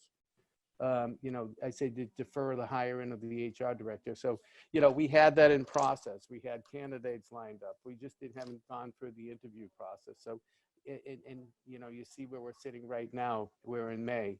This person isn't going to be coming in the door prior to July 1. So, you know, in fact, we've effectively deferred hiring the HR director. Jamie had his assistant left March 26th, it seems. And once again, you know, because of the circumstances and our inability to, you know, one, feel confident of like knowing that you're going to hire somebody over a Zoom meeting, or, you know, just so busy, just trying to get ourselves into a stage of operations and learning mechanisms that will allow us to go forward for the long term and get through the year, have really been all consuming for a lot of people. So, I mean, the last thing that's on your mind is like, hey, let me try to hire a person now, because hiring can be very time. It takes a lot of time and you know, it takes away from what you're trying to do and from what's really important for us to be taking care of our kids and making sure that our district stays intact and well kept. Deferred to replacing a custodian position. Once again, it's another higher end thing. We have purchase paper and copy supplies. So, you know, with the essential spending, the copy paper, you'd be surprised, you know, the copy paper, we can go through $60,000 to $80,000 worth of copy paper a year. And we typically buy that at the end of the year. So, you know, that purchase will get deferred and we'll buy that through next year's budget. But by the same token, you know, we're not in school, so we're not burning through copy paper either, you know, and all the other supplies. If we don't need the supplies. So that's where the essential spending sort of like cut all of that stuff. All the building systems were turned off. So when I turned to, I think for the first couple of days, we may have put everything on night setting. But then after that, Doug and Katie went through the buildings and anything that could be turned off were turned off. So, you know, that's where we will see some significant energy savings. Textbook purchases, once again, they were there. If they hadn't been purchased, they won't be purchased until, you know, next year's budget. And then, you know, we've also benefited from reduced maintenance. So some of our equipment's not being used, so it's not getting broken. You know, elevator maintenance would be less than what it would be because typically that, you know, we'll always have an elevator or two breaking down and those repairs tend to be really costly. Air handler, filter cleans, the air handlers have been turned off because there's no need to refresh air in the buildings. Those, you know, with all the air handlers that we have like 50 or 60 air handlers and the filters and the time it takes to replace those, there's some significant savings in maintenance from not doing that work as well. And it's not like it has to be done because they're not being used, so they're really not getting dirty. And then a general reduction of ongoing maintenance needs.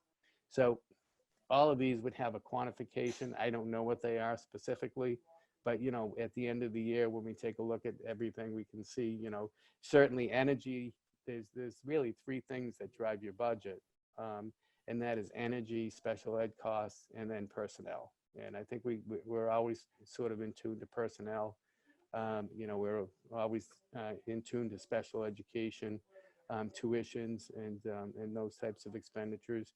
And then the energy, I mean, we've got good contracts. I wish I had delayed a little bit because I could probably get better contracts now with the way energy prices have gone. But, you know, we still had some reasonable price. And plus, we had a very warm winter, fortunately. The other side of what's impacted the overall school system, when you look at some revenue loss estimates, you know, so FDK revenue, if, you know, if FDK revenue is refunded, the impact is about $310,000. We had some athletic fees that were collected just for students that would play a winter sport. So they hadn't played other sports, and it was just like, hey, winter's my sport. So they had paid their fee, you know, looking to engage in the sport. That's approximately $18,000. You mean spring sports? What's that? Sorry, do you mean they paid for just spring sports or just? That's correct. Oh, did I say winter? I'm sorry. Yeah, no. I meant spring sports. Yeah, I meant the spring sport. They were signed up for, sorry about that. Thanks for catching me. I think I'm still in winter because I think we, pre-K revenues, same thing, the integrated pre-K program.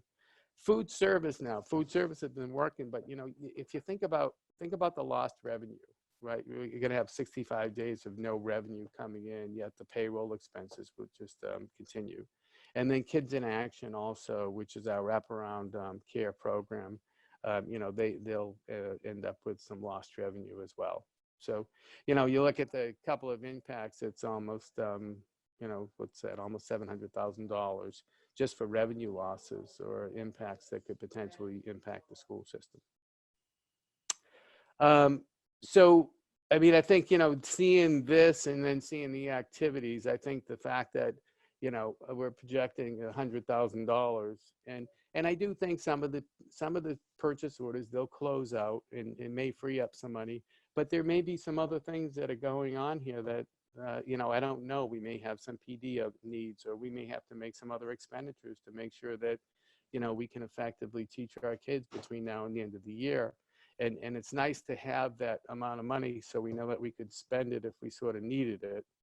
But by the same token, even though we're in a year here where, you know, everything is not normal, one thing that would be normal is that a municipality, you can't overspend your budget. So in any event, we'd have to come in, you know, at a zero. So, you know, with that, I'll stop sharing now, and I'm happy to answer any questions. Thank you, John. Anybody on the committee have questions about the budget for the remainder of the school year? I have a question. Sure. This is Ness Correnti. Hey, Ness. Hi. So, John, I'm wondering, under the federal funding through the CARES Act, there's specific money being set aside for schools who incur additional expenses related to COVID, things like technology needs, internet connectivity type expenses. And I know that HEF gave us a fantastic amount of money for the teachers' technology, but I'm wondering if we could use some CARES Act money instead of using the HEF money, so that in the future we can use the HEF money for other avenues. You know, I did talk to the town about the CARES money. I mean, I think we got $31,000 for CARES money.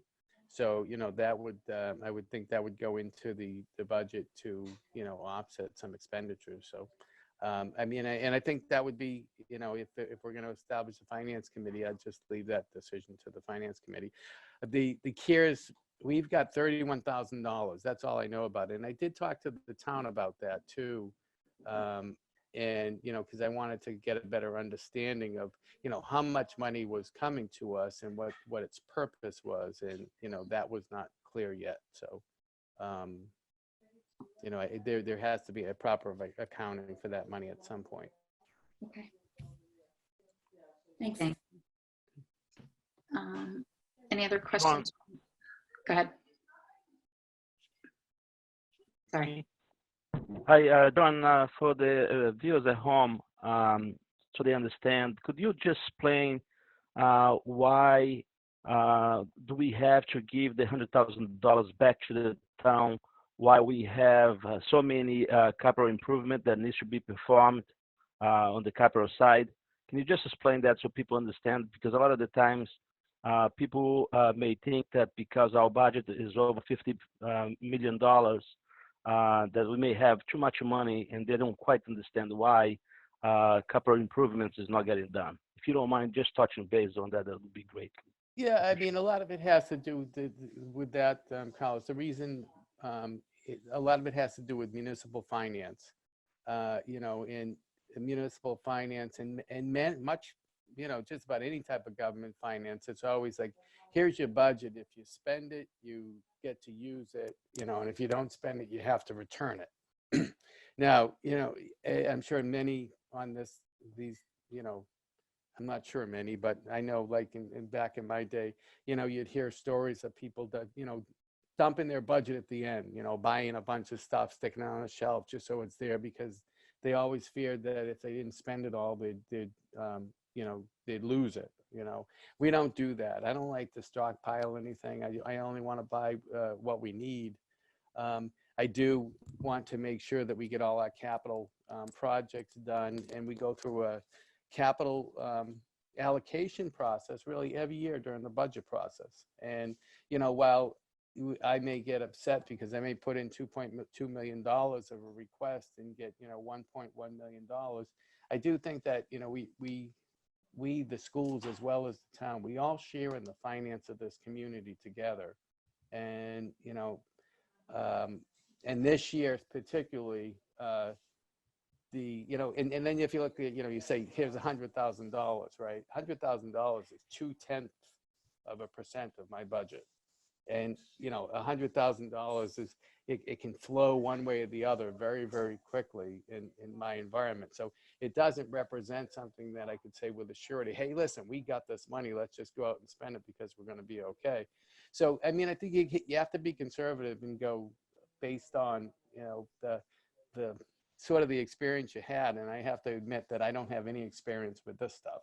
I mean, you know, I have no idea what the impact is going to be, but I do know that the impact financially to the town is going to be significant.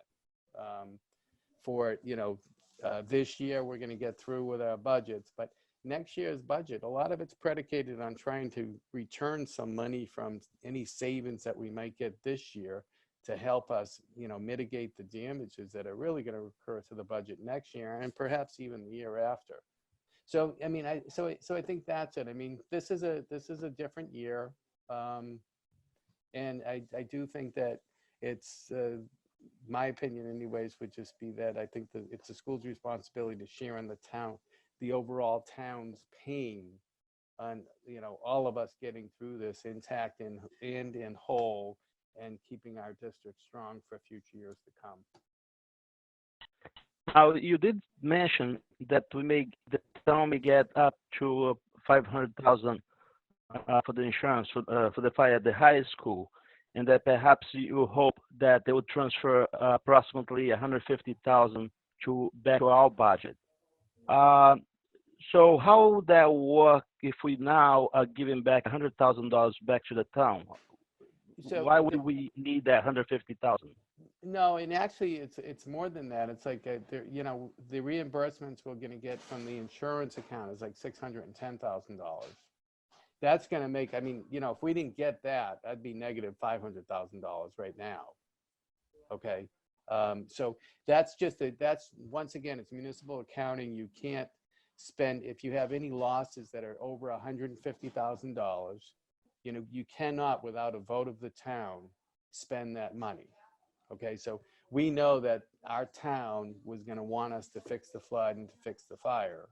Okay, so we spend it out of our budget because we have a big budget. So, you know, we can float $500,000 at the beginning of the year because our costs really start coming. Our costs come all through the year, but with a $55 million budget, you know, you divide that by the 10 big months is $5 million each month that's sort of available. And this happened in August. Last year, the fire happened in May, and that was problematic. So Sue and I had to work together, and she had to go to the Department of Revenue to get approval to sort of overspend the budget because it happened too late. So a lot of it has to do with the municipal finance laws. On, you know, how this money flows. It's everybody wants to think, here, it's 55 million, you get to spend it all, you know, go ahead. And it's not always like that. And the town accountant does have, like, you know, really control and oversight over every dollar that gets spent. So it's really important, I think, that we work with them.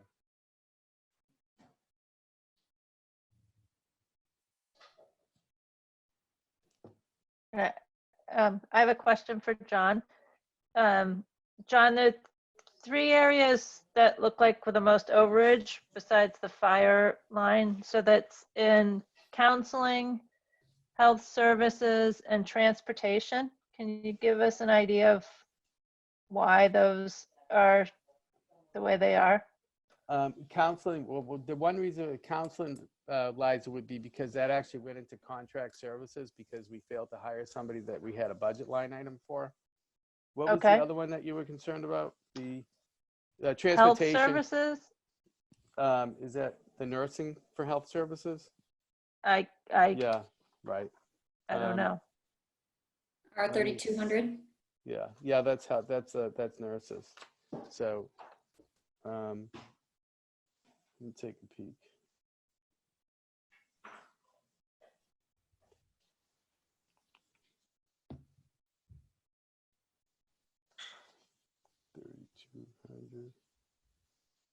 Did that answer your question, Liza? So $10,000, Liza? It's over by 10,947. Yeah, that's really not too bad.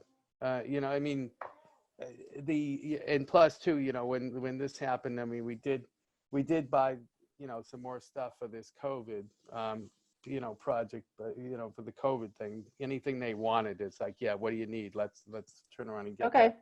But it could be some accounting thing too, you know, which will get normalized. And there's some encumbrance money in there too. So all the encumbrances are lumped in. Maybe some of that would close out too. So even though you see these available balances, what I'm saying is some of those line items may get closed out. There may be an encumbrance in there, and maybe something's going to come that I have to pay for. I just don't know. I just don't have all that visibility for everything right now. Yeah. And what was the last one, Liza? Transportation.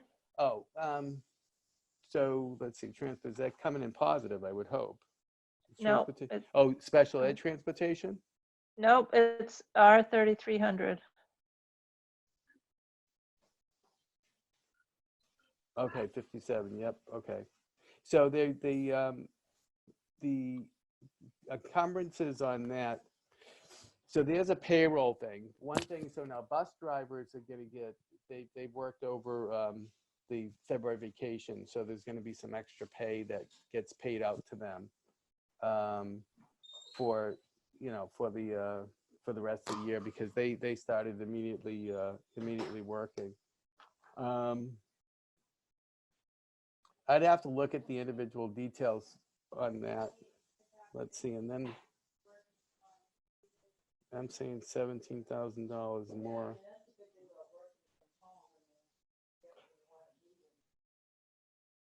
Yeah, I'd have to look at that, Liza. I'd have to look at the details, because typically I would think that my transportation should come in better because my fuel is down, and so it might be an accounting entry, but I can certainly get the detail for that. Okay.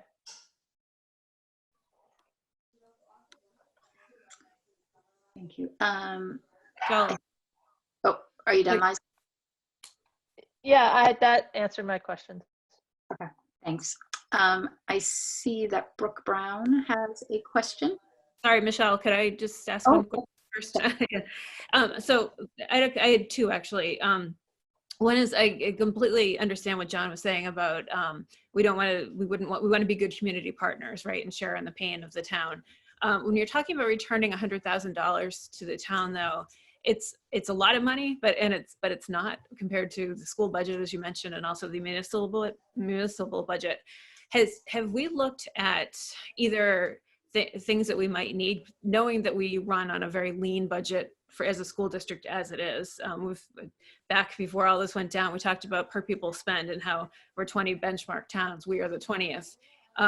Is there anything we can do to kind of shore up some of the areas where we've been light on spending in the past, or moving forward, knowing that things are going to change? Or is there anything in the way of, say, technology that we might be able to do just to get more of a bang for the buck for that money? I just wonder, has that been looked at? I think that, you know, that's a good question, Carrie, and I think that I know that there's action on tonight's agenda to create a finance committee. So I mean, I think what I do is you know, knowing what I know from the forecast meeting last week, I think that what I would do is, like, you know, once the finance committee gets in place, you know, let's discuss it in detail, and you can decide really where you want the money to go. If you wanted to go back to the town, or if you wanted to stay in the budget, I'm happy to do whatever the committee, you know, would like to, however the committee would like to direct this money. Yeah. We want to just get as much positivity out of it as we can. My other question was about, some of the savings that you had listed, the human resources director, and then the assistant, the executive assistant for the assistant superintendent. We have a very lean central office as it is, just looking at our peer towns. I'm concerned, do you have enough help in central office if we don't fill those positions? I understand what you're saying about it takes a long time to interview, and it takes some time away from the work, but in the long term, would it be better to address that now and have people up and running for the next year? I mean, I firmly expect that we'll be hiring these positions for FY21. So, you know, I think that what we really need is we need some visibility into FY21 now, because, you know, I know the committee took a budget vote last week, but from what I know and from the update on FY21, I don't know that we're going to get that budget. Mm-hmm. So if we don't get the budget, we don't want to be putting ourselves in a position to lay people off. So, you know, we're in a tough spot right now. I mean, right now we're in a very tough spot. I think we need visibility on, you know, what is FY21 really going to look like? If the budget that the committee voted last week, if we get that budget, we can go forward with all the activities that we had planned. I'm just not sure that that's a slam dunk from where I'm sitting right now. Not that I think I know anything more than you folks know, except for it just there's you know, the last time we had that forecast meeting, it was uncertain as to where the revenues were going to come, and then the Board of Selectmen had a meeting last Tuesday. So I'm just a little I'm a little shy right now to say, yep, we're going gung ho. Mm-hmm. So I think that maybe the issue is that defer is probably not really the right word, because you're not deferring the hiring of an HR director. What you're saying is we've not spent the money yet because we haven't hired that person yet. Right. I'm not deferring for 21. This is right. So I'm not, it's 20. It's 20 we're deferring for, right? But I don't even know that. I mean, yeah, I mean, I don't know that we're even deferring it. It's like we just haven't hired that person yet because we haven't been able to. I mean, if the right candidate landed in our lap tomorrow, I think we'd hire them, right? I don't know. You know, well, in this environment, I mean, you know, I don't know, maybe. Yeah. I mean, so I mean, I could rephrase that. Okay, we didn't hire. I mean, it does represent a cost savings. Exactly, it was a cost savings. What the schools have done. So I mean, I could change the term from deferment, but I'm just saying we deferred it till, you know, FY21's budget. Really, that's what I was referring to. But I can phrase it any way the committee would like me to phrase it. All right. All right. All right. Sorry, I'm going to recognize Brooke Brown again. Sorry about that, Brooke. You're muted, Brooke. Hi, thank you. Can you hear me? Yes. Okay, so Brooke Brown, 171 Union Street. More of just a comment around the budget scenarios, both for this year and as we think about next year, which there's a lot of uncertainty around. You know, I personally don't love us giving $100,000 back to the town right now.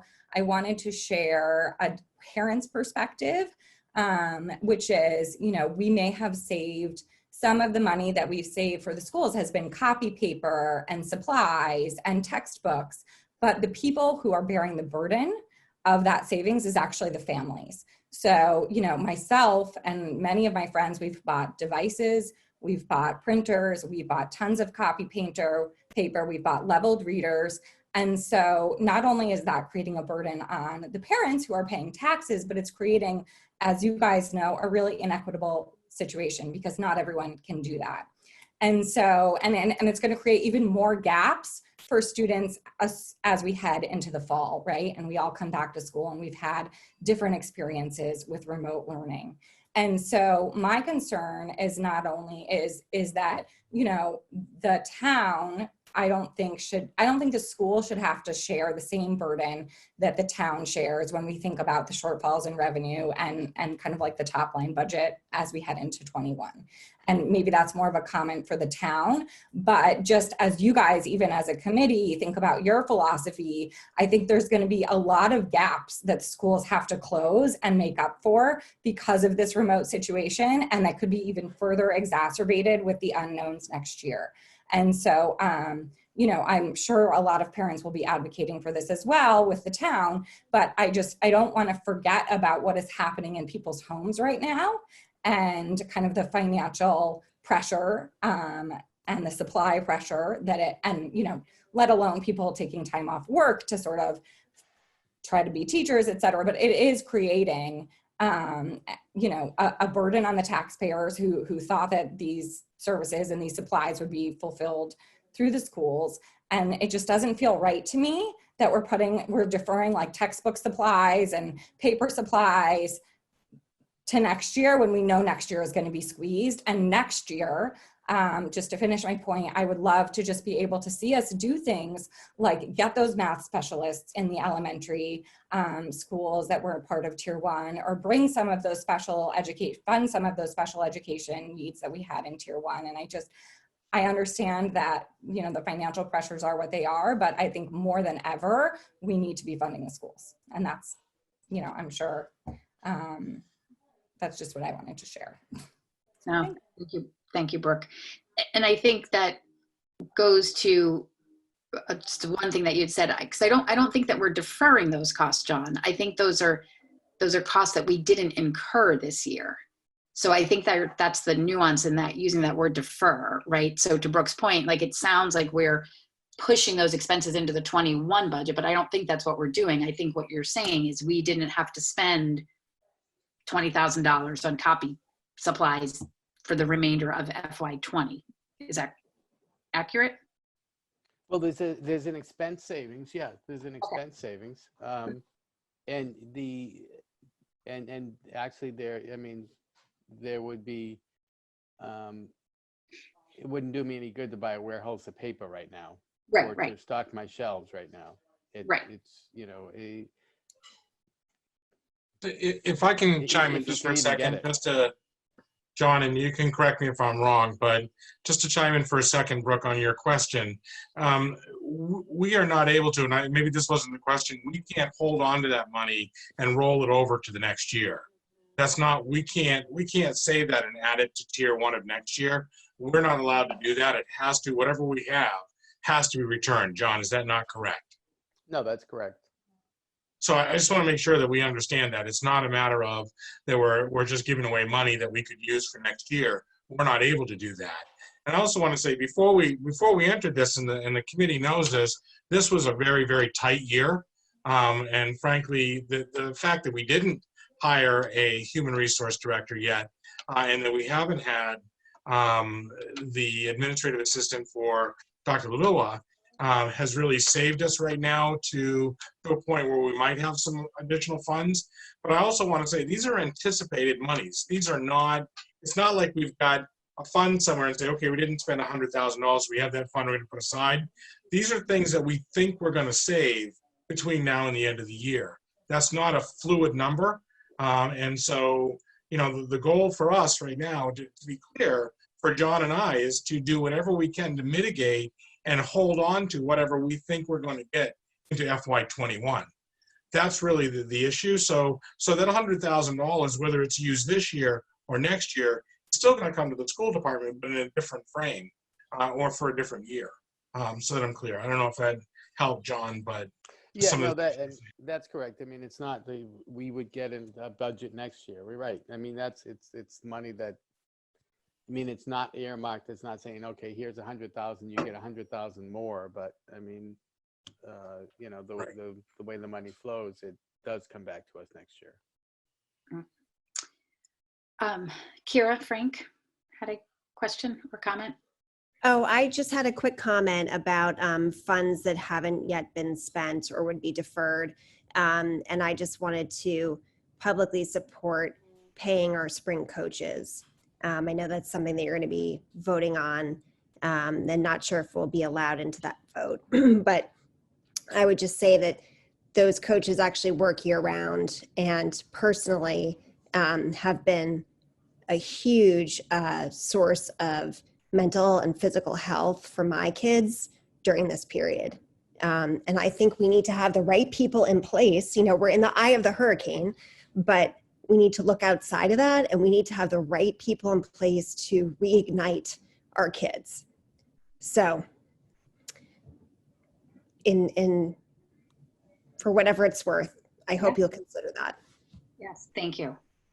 Appreciate those comments. Thank you, Kira. Just making it out, sorry. Anyone else? Questions or on? All right. Let's move on to, and we're going to stay on the budget. Let's just sort of segue into 6.3, which is to hear the update on the fiscal year 21 operating and capital budget, with John sort of alluded to in his earlier comments. Yeah. Go ahead. Sorry, I didn't mean to cut you off, Michelle. I thought you were done. You're all set. Yeah, I just a brief update on that, and I think, you know, when we were just before the closure, we started to get numbers. We obviously had our numbers from the state of what they anticipated to provide for aid from the state. Since that point, there is no new guidance on what it's going to look like. I can tell you the legislature sounds like, what I understand, is going to come back to session and without, you know, creating too much fear, they have to reopen the budget. Because the fact is there are lots of revenue issues and there are lots of unknowns. And so we don't know in the end what FY21 means for revenue for us. And we may not know that for many months into the school season. This could be well into the fall before a determination is made on what kind of funding we're going to have. So again, it does play into what we were just talking about for 20, being incredibly conservative and doing the best we can right now to preserve anything we can to help and mitigate any potential losses. Now that said, I don't want to say that that's coming. I don't know. That's really the unknown for all of us, the uncertainty. We don't know what that number is going to be. We don't know how much federal aid there's going to be to the state. All of those things are going to play into what the FY21 budget is going to be. But we certainly our objective, is that we maintain what we have so we can continue to move forward and grow as a district. And I'll leave it to John if you want to add anything to that. Yeah, Paul, I really don't have anything to add. I mean, there's just zero visibility into where we're really going to be in FY21. You know, having you know, been in the education arena and the you know, the financial collapse of 2008, it's like, you know, I sort of know what happened after that. And I'm not saying there's going to be a repeat there, but I just don't know. I mean, there's sort of nothing to go on right now as far as knowing, you know, what will state funding be. I mean, I think we can presume that, you know, the losses in revenue that you know, that the town is thinking about relative to, you know, meals taxes and, you know, local receipts for registrations and excise and stuff like that, you know, to be down. I mean, it all seems to make sense. It all seems like it's going to be true to some extent, at least, you know, somewhat. We just don't know how severe what we're going to enter into is going to be. So I'm sorry, I have nothing. I have no idea. No, nobody does. I just hope that, you know, reopening the budgets is tough, right? It takes, I mean, as we all in this room know, it takes months and months of work to put those together. And I think that nobody does know what is going to happen, right? So it's difficult to make choices. I don't know. I think it's difficult to make correct. That's the state budget, Michelle. I'm not sure. I don't know if we're going to reopen our budget or not. But I mean, no, that's what I mean. The state budget, you know, and you know, when you're thinking we're getting $10, $11 million a year, Right. you know, that's an important revenue stream for the town. Oh yeah. No, that's what I was referring to. I mean, just for us, for our purposes, it takes months and months to put together our municipal, let alone putting together billions and billions of dollars of state aids. So. And you know, in the updates, we hear how much this is costing or what the numbers are, and it's like, you know, they're staggering. Right. But I just don't know. I just don't know what to make of them. No, I know, and I do know the Board of Selectmen is meeting tomorrow night, and we'll be discussing budgets again tomorrow night as they prepare for town meeting. But hopefully, Michelle. Yep. Question. So on the Board of Selectmen, so last week they had met, I believe it was last week, and they talked about town forecasts. Mm-hmm. Did any of you and Carlos or Paul and John get a printed copy of what they were talking about last week? And then will we get an update after their meeting tomorrow of, I mean, I read reports in the media, which was very detailed and very helpful, but I was hoping we would receive a copy of an updated forecast or some of the detail of what they were talking about. Do you know if that's available? Yes, so we had been provided with some information last week, and then I thought we were meeting again this week to update, so I hadn't shared it, but I will get that information together and share that with everyone. Okay. I'll send it over tonight, actually, in advance of tomorrow's board meeting. Okay. Yeah. Okay. That would be helpful. Okay. Thank you. Sure. All right. All right. That is the budget. All right. We'll move on to 6.4, which are some policy questions. And, you know, I'm just going to mention, because Kira, just going back really quickly to Kira's comment about the vote on paying the spring coaches. So that is not on the agenda for, I don't think anyway, for tonight's meeting, but it will be on an agenda. We will vote on that, and it will be on an agenda, probably the next May 18th meeting, just so you know. All right, so sorry, 6.4 is to review proposed policy 5.24, accessible use technology, and act as appropriate. Carrie, do you want to? Yep. So this is the second read. We introduced it last week, and it would be replacing the current policy 5.24, which is a little sparse. This is important for us to do now, especially given all the remote learning and teaching that people are doing. So if anyone has any question, this has been run by Dr. Austin, and he ran it by Joe Andrews as well. So I was wondering if anyone had any questions on it. Anybody on the committee? Anybody in the public?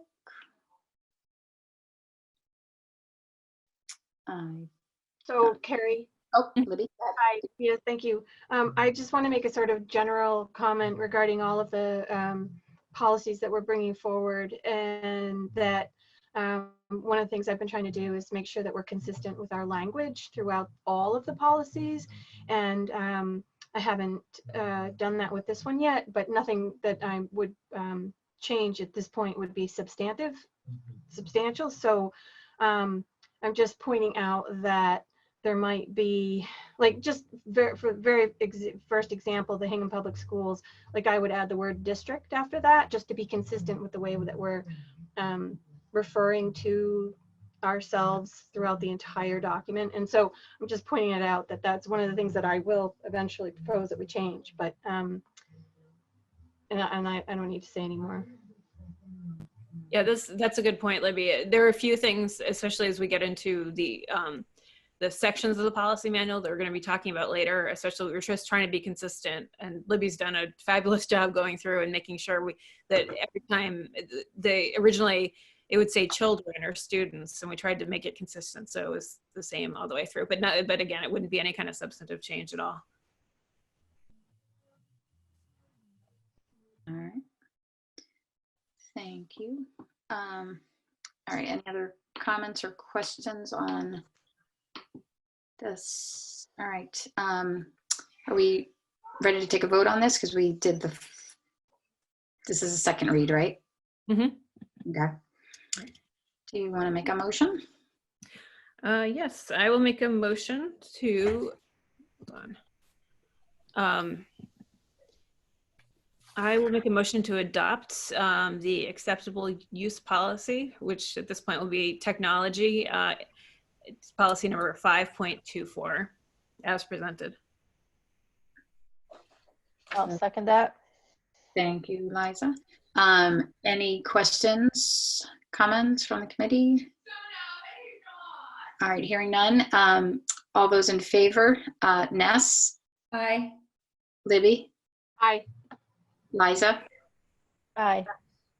Ed? Aye. Carrie? Aye. Carlos? Aye. And I am an aye as well. So that is unanimous. Thank you. All right, Carrie, you're up again to review 6.5, to review proposed section A of the Hingham Public Schools Policy Manual and act as appropriate. Okay. Do you want to describe really quickly for folks listening what that the whole Yep. section? Yes, so this is a second read. As we talked about last week, last week when we talked about this, this policy subcommittee has been reviewing the MASC, which is the Mass Association of School Committee sample policy manuals alongside the Hingham Public Schools manuals.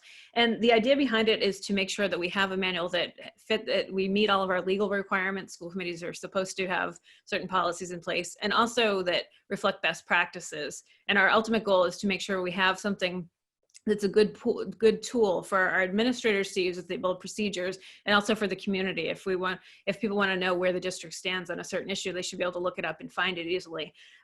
So we've been going through with the MASC field director, Jim Hardy, and for each section, and kind of putting the MASC policies alongside the Hingham ones. And in some cases, we've kept the Hingham policy. In other cases, we've adopted, we're recommending adopting the MASC policy. Sometimes we're combining the two as we've gone through. So section A is about foundations and basic commitments. So it includes things like our mission statement, a statement of the legal authority of the school committee, our anti-harassment and anti-discrimination policies, along with all other ones. One thing I wanted to call attention to for everyone in the committee is policy AC, which is the anti-harassment policy. It lists the protected groups. As we were going through the other sections of the manual, we realized this list appears in a bunch of different places, including, and not just in the policy manual, but also in handbooks. And we want to make sure it's consistent across everything. So we walked through with Jim to see which groups we need to include with that. And we are proposing replacing the race, color, creed, religion, sex, national origin, age, marital status, veteran status, sexual orientation, gender identity, or disability with a different list. And I put it in the section A, and it's highlighted so you can see it. So the list now would be race, color, sex, gender identity, religion, national origin, sexual orientation, disability, homeless status for students, physical and intellectual differences, pregnancy or pregnancy-related condition is expressly prohibited. So it would read like that, and then what we would do is go through everywhere that appears and try to make it consistent. So there's that, and then as procedural, as Libby mentioned, we did go through and find a few things that we had missed as far as students versus children, or just consistencies in language. So we will probably go back and do that. Some of the formatting's a little off. MASC is going to help us with that once we approve the substance. But once the committee adopts this, nothing substantive will change unless we reopen it. And I think, also we left the MASC commentary in there where it exists, just so our committee can see the thinking behind it, whether it's a legal requirement or whether it's something reflecting best practices. That will obviously come out when we have the final manual. Okay. Thank you. Very good. I can make a motion to approve. Michelle, just before you make the motion, sorry, Carrie, in your, the only other group that I might mention is foster care. Did you mention foster care? No, we did not. So when we did our program review last spring, that was one of the categories that when we did the audit for educational stability, we had to ensure that we had them as a protected category. And the other one, I'm not sure if I heard you mention, was veteran status. For students? Okay, I see what you mean. Yeah. Okay. Yeah, okay. Yeah. All right. Fair enough. Yeah. Okay. No, that makes sense. So we could add those two to the list. That would be great. Yep. Okay. That would just help us later with our audit. Yep. Thank you.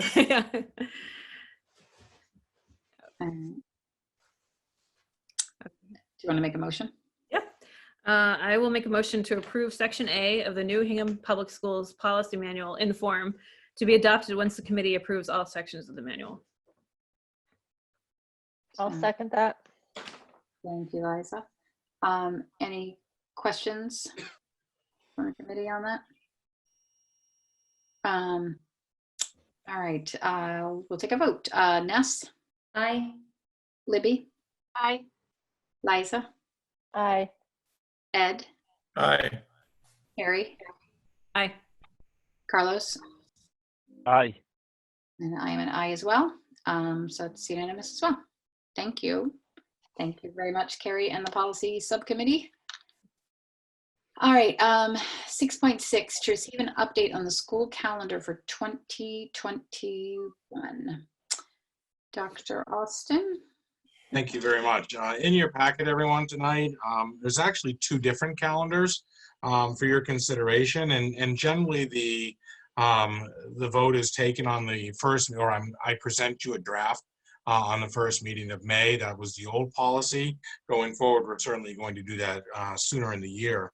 But I wanted to bring your attention because just the extraordinary circumstances we're under right now, one of this extended closure and people having, and I'm hearing from a lot of folks who are anxious about a potential year that might start a little bit sooner. If you couple that with a very late Labor Day this year, there is a potential, and we've been talking a little bit with the association on this, a potential for starting before Labor Day. And I know that historically, Hingham has always started on the Monday after Labor Day, or the Tuesday after Labor Day, sorry. And want to give you this for your consideration. But so in your package, you have two drafts. As I said, the association and I have discussed a potential start prior to Labor Day holiday, which is very late this year. If we start, just to give you some, as you look at your calendar, if we start as we have traditionally done after Labor Day, as you know, we have to schedule 185 student days, so it always builds in 5 snow days. If we have to go to that 185th day, the last day of school is actually June 29th this coming year. Which is obviously very late and concerning to a lot of folks. That said, there was a couple of points that I want to make about a calendar. One, the governor has recently told us that the September 14th will be considered a holiday. They are running the Boston Marathon on that day, so that is an additional holiday just for the fall of 2020. And then we also have the election day would be a day off as well. So that's what goes into that first calendar. Now, conversely, if we start school the week prior, which is potential start of students on the 31st, on Monday the 31st, our last day for the 185th day would be the 23rd. Just to note, the graduation would be scheduled for June 6th, and that would not change regardless of what calendar you choose. And as I said, the governor's already determined that the extra holiday in 2020 is September 14th. So those are the two calendars that you have. I don't expect that you'll make a motion on those tonight. I really wanted to get your input on whether or not the school committee wants to consider a potential start before Labor Day or not. So I really want to get that input from you.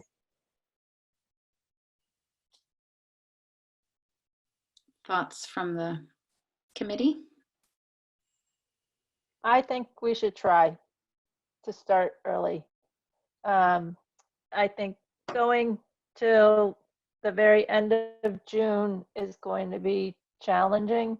I also think that we need to start as early as possible in the event that we may have this type of remote learning again.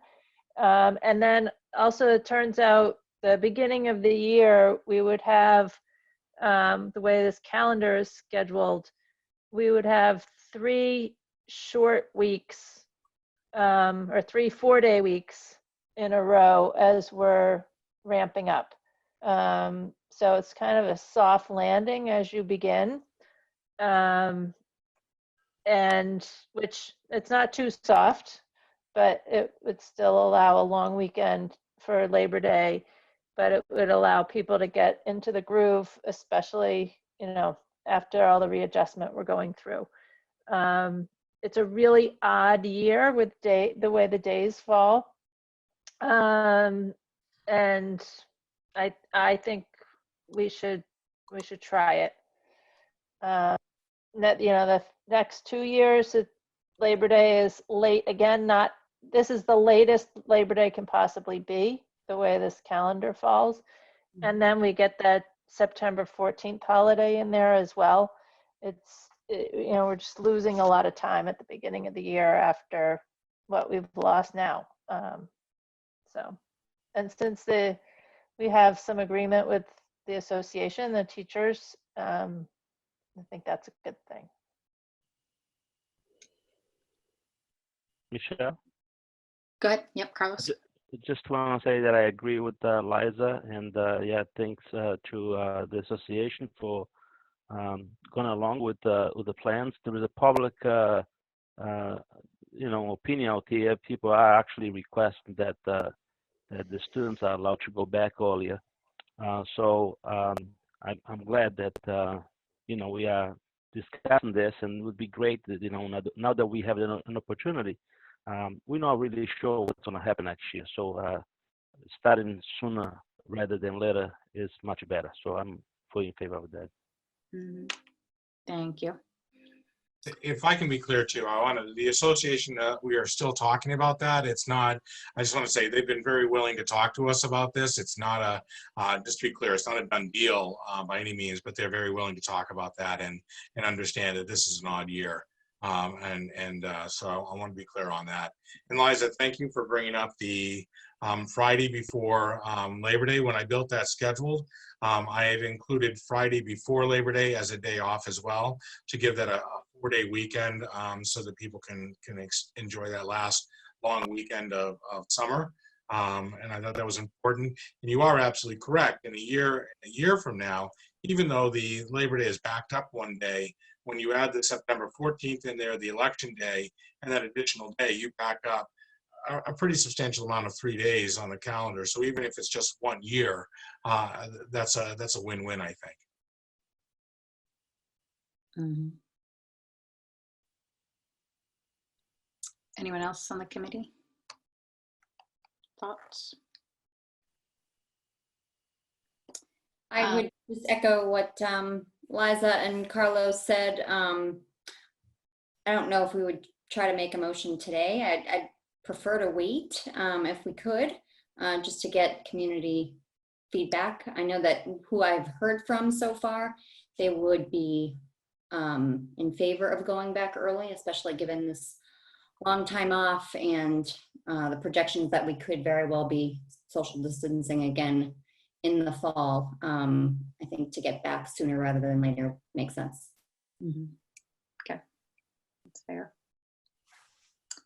All right. Is that everyone from the committee with their comments for now? I think it would be good to, post the colored calendar somewhere, maybe on the web page and the Facebook page, because it's, for us visual learners, it's very easy to see. And then, we get some feedback from people too, but you can really see all the different days off all throughout the year, and maybe people would maybe understand it a little better. It also helps for planning if people know now what the potential conference days and things are. Thank you. We'll get that posted. Good idea. All right, any other, we won't vote on that tonight, but any other questions or comments about that? All right, I don't see any, so let's move on to new business. 7.1, tonight we need to hold a public hearing to consider a resolution withdrawing from participation in the state school choice program for 2021. So I will, I'll give you a moment to give a little background on what school choice is, but I will, in advance of that, I will open this meeting to a public hearing to consider this resolution. And I apologize, I don't know if I need a second for that, but I don't think I do. I think I can just call the public hearing to order. So Dr. Austin, can you give us just a quick background on school choice for those? Sure. Absolutely, and thank you for the opportunity.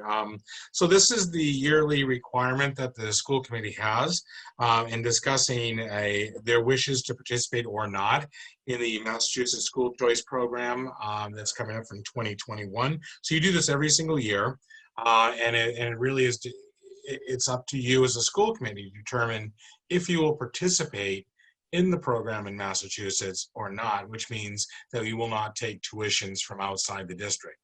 And this historically, the school committee has voted not to participate, but that's the purpose of tonight's hearing, to hear if there's any questions that you have or comments.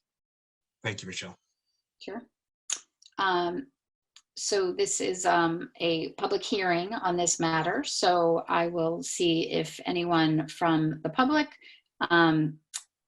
has any comments or questions or thoughts on this resolution to decide whether or not to participate in school choice for the next school year.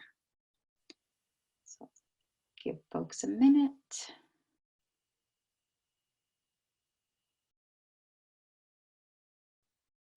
I'm not seeing anyone in the public raising their hand, or feel free to just call out, because I know sometimes you can't find that raise hand button.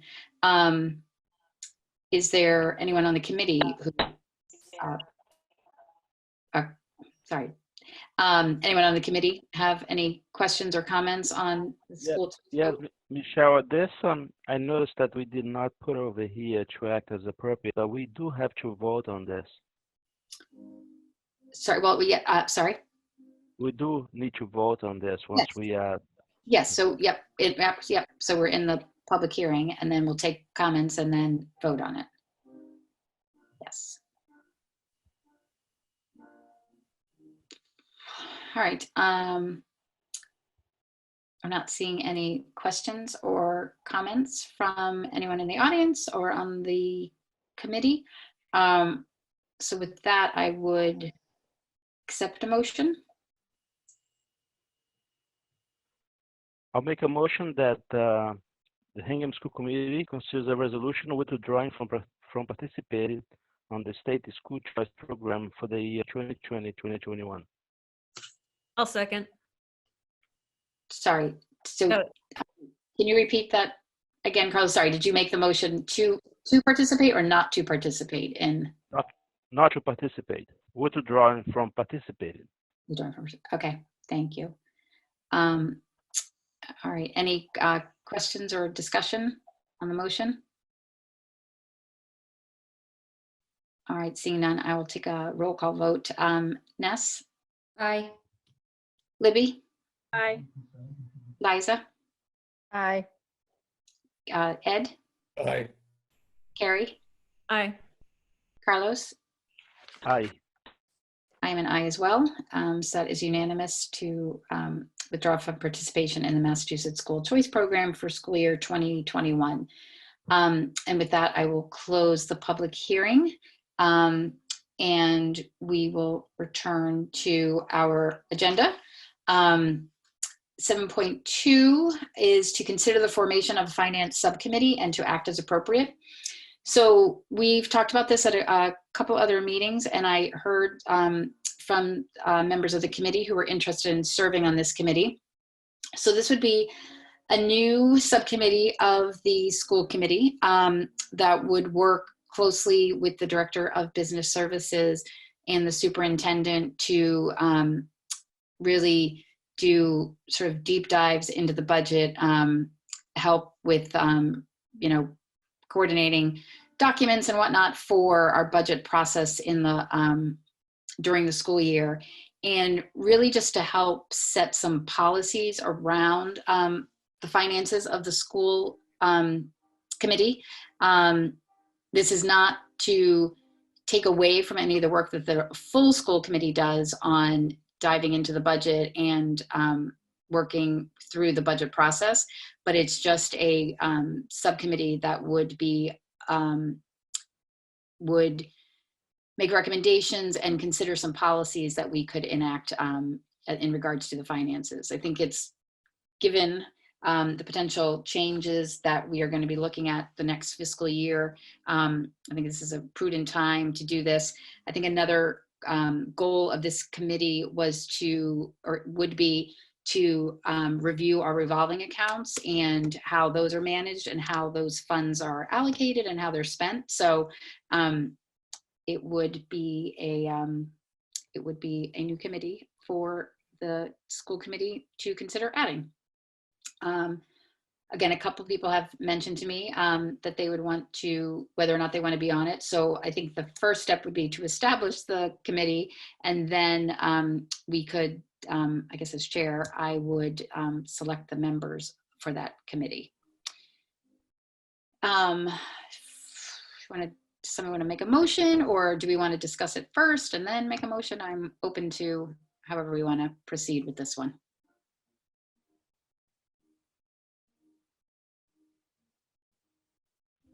I wholeheartedly agree that we need this subcommittee. Many, if not most, all school committees in the state of Massachusetts have such a finance subcommittee. And so I think it's a good idea, and we are going to have a lot of financial work coming at us in the next, or this year and next year. And it's well worth doing. So I support it. All right, thank you. Anyone else?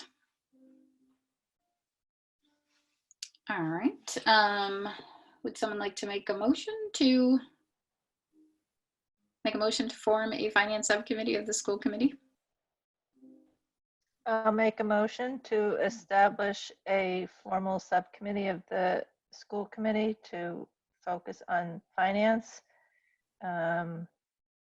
And it would operate as a subcommittee according to our policies in currently section 3 of the policy manual. Thank you. Sorry, Carrie seconds. Thank you. Further discussion? All right. Seeing none, I will take a vote. Ness? Aye. Libby? Aye. Liza? Aye. Ed? Present. Are you in favor? No. Sorry. Okay. Carrie? Aye. Carlos? Aye. And I am an aye as well. So the motion carries. Thank you. All right. We will have a finance subcommittee of the school committee. And I had asked people to just think about if they were interested. So if you are interested in serving on that subcommittee, if you could just send me an email, and then I'll appoint. And then I know John was in agreement with this subcommittee, as was Dr. Austin, and given how much work there is to do and how much things are changing, I think that subcommittee will be getting to work very quickly. So if you want to let me know of your interest, and then I can announce who will be serving on that subcommittee. That'd be great. Thank you. All right, moving on to 7.3, Carrie, we are back to some policy. To receive and review proposed section B of the Hingham Public Schools Policy Manual. And if you want, we could do 7.4 as well, which is to receive and review proposed section C of the Hingham Hingham Public Schools Policy Manual. Sure, yeah. Okay, so again, we've discussed revisions and in some cases replacing our existing policies to meet our legal requirements and to reflect best practices. So section B it deals with school committee governance and operations. So that's our roles and responsibilities. It covers things such as governance and goals and objectives, school committee member ethics, the organization of the committee, the school committee superintendent relationship, the school attorney, school committee meetings and agenda, and the process for adopting new policies and procedures. Public comment is also included in this section, but we have recently adopted that, so we kept that because it's current. So, and then section C is about general school administration. So that section covers things like the administration goals, evaluation of the superintendent and the superintendent's contract. In both sections, we didn't change that much of the substance, but we added more structure around the roles and responsibilities using the MASC best practices and legal requirements. And we added policies regarding administration, organization, line and staff relations, evaluation of administrators, and the approval of handbooks and directives. So as we go through that, if I mentioned last week, as you read through it, if you had come up with questions or comments that you need answered, I really appreciate it if you could just shoot them to me in advance so I can go back through, I'll track the changes and see how we came to the decision that we did. So yeah, and this is a first read. All right, great, thank you. Anybody have any questions on that for Carrie before we move on? All right, so as we read through, we'll just email Carrie with comments and suggestions. Thank you. All right, item 8, other items as may not reasonably known 48 hours in advance of the meeting. I think John has some items to bring up under 48 hours.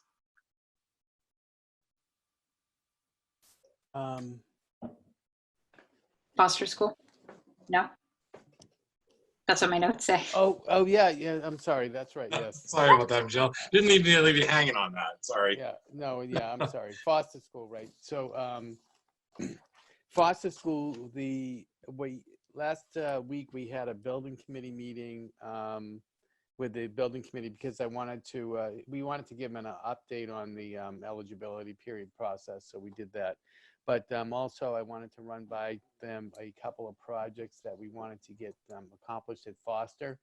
One would be to replace the roof section over the lobby and also the teacher's room, which has been leaking for years. Now that we know that we're coming to the end, we want to make sure we have that roof stable and not leaking for them for the next 3 to 5 years.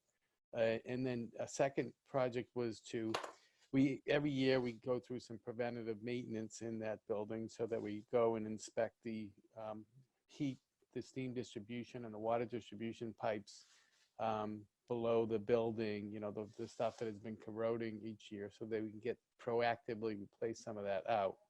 Had estimates for both of those projects. One was $35,000 and the other for the roof, and $20,000 to assess and replace the pipes.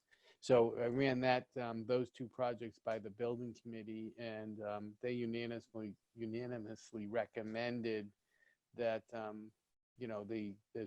to the school committee that those would be viable, worthwhile projects to have done at Foster. So that Foster extraordinary maintenance capital account really requires a vote of the school committee. So we're sort of bringing those two items to the school committee. One, to spend $35,000 out of that fund for the purpose of replacing the roof section at Foster over the lobby and teacher's room, and then $20,000 from that fund to to assess and proactively replace corroded pipe, steam and water distribution pipe. So we did that meeting late Thursday, so it wasn't able to get to the agenda. So I wanted to, put that under 48 hours to the committee today. All right, thank you. Sorry, just making a note here. All right, does anybody have any questions for John? Yeah, John, I understand that you met with the building committee, but shouldn't we discuss this before at the long-range planning? Because we are sort of like, we oversee a couple of projects in the budget. And then, once we do that, we bring to the full school committee as a recommendation. The way that warrant is written, Carlos, would be that, I run it by the building committee first, when it pertains to Foster, because they're sort of engaged, and it's good to have that sounding board. And then from there, we bring it to the school committee, and didn't really ever mention long-range planning in that. So, and with Foster, I think the long-range planning issue with Foster is what do you do with the building? And I think we've got that in motion. So, I just think that the language of the warrant, prevails in this instance. It would just elongate the whole process too. I have no problem with that. I don't have any objections. I just wanted to make sure that if we're doing certain things through long range, this should be uniformly. But that's not a problem at all. Thank you. All right. Any other questions on this? Sorry. Do you need a vote on this tonight, Don? Because we don't meet until the 18th. Well, I did. If we brought it up tonight on the 48 hours. So if we could vote it on the 18th, or we could vote it tonight. The sooner I get this word out, the sooner we can start planning for it. In light of us not occupying schools, there's some work that we actually can try to advance. Especially when you think about cleaning and rehabbing the schools this year.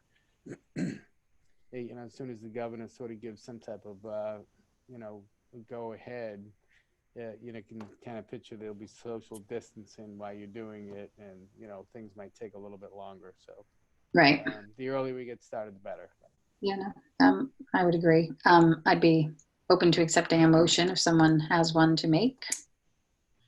I make a motion. Oh, go ahead, Ed. Go ahead. You're on the school. You're on the building committee. Oh, really? I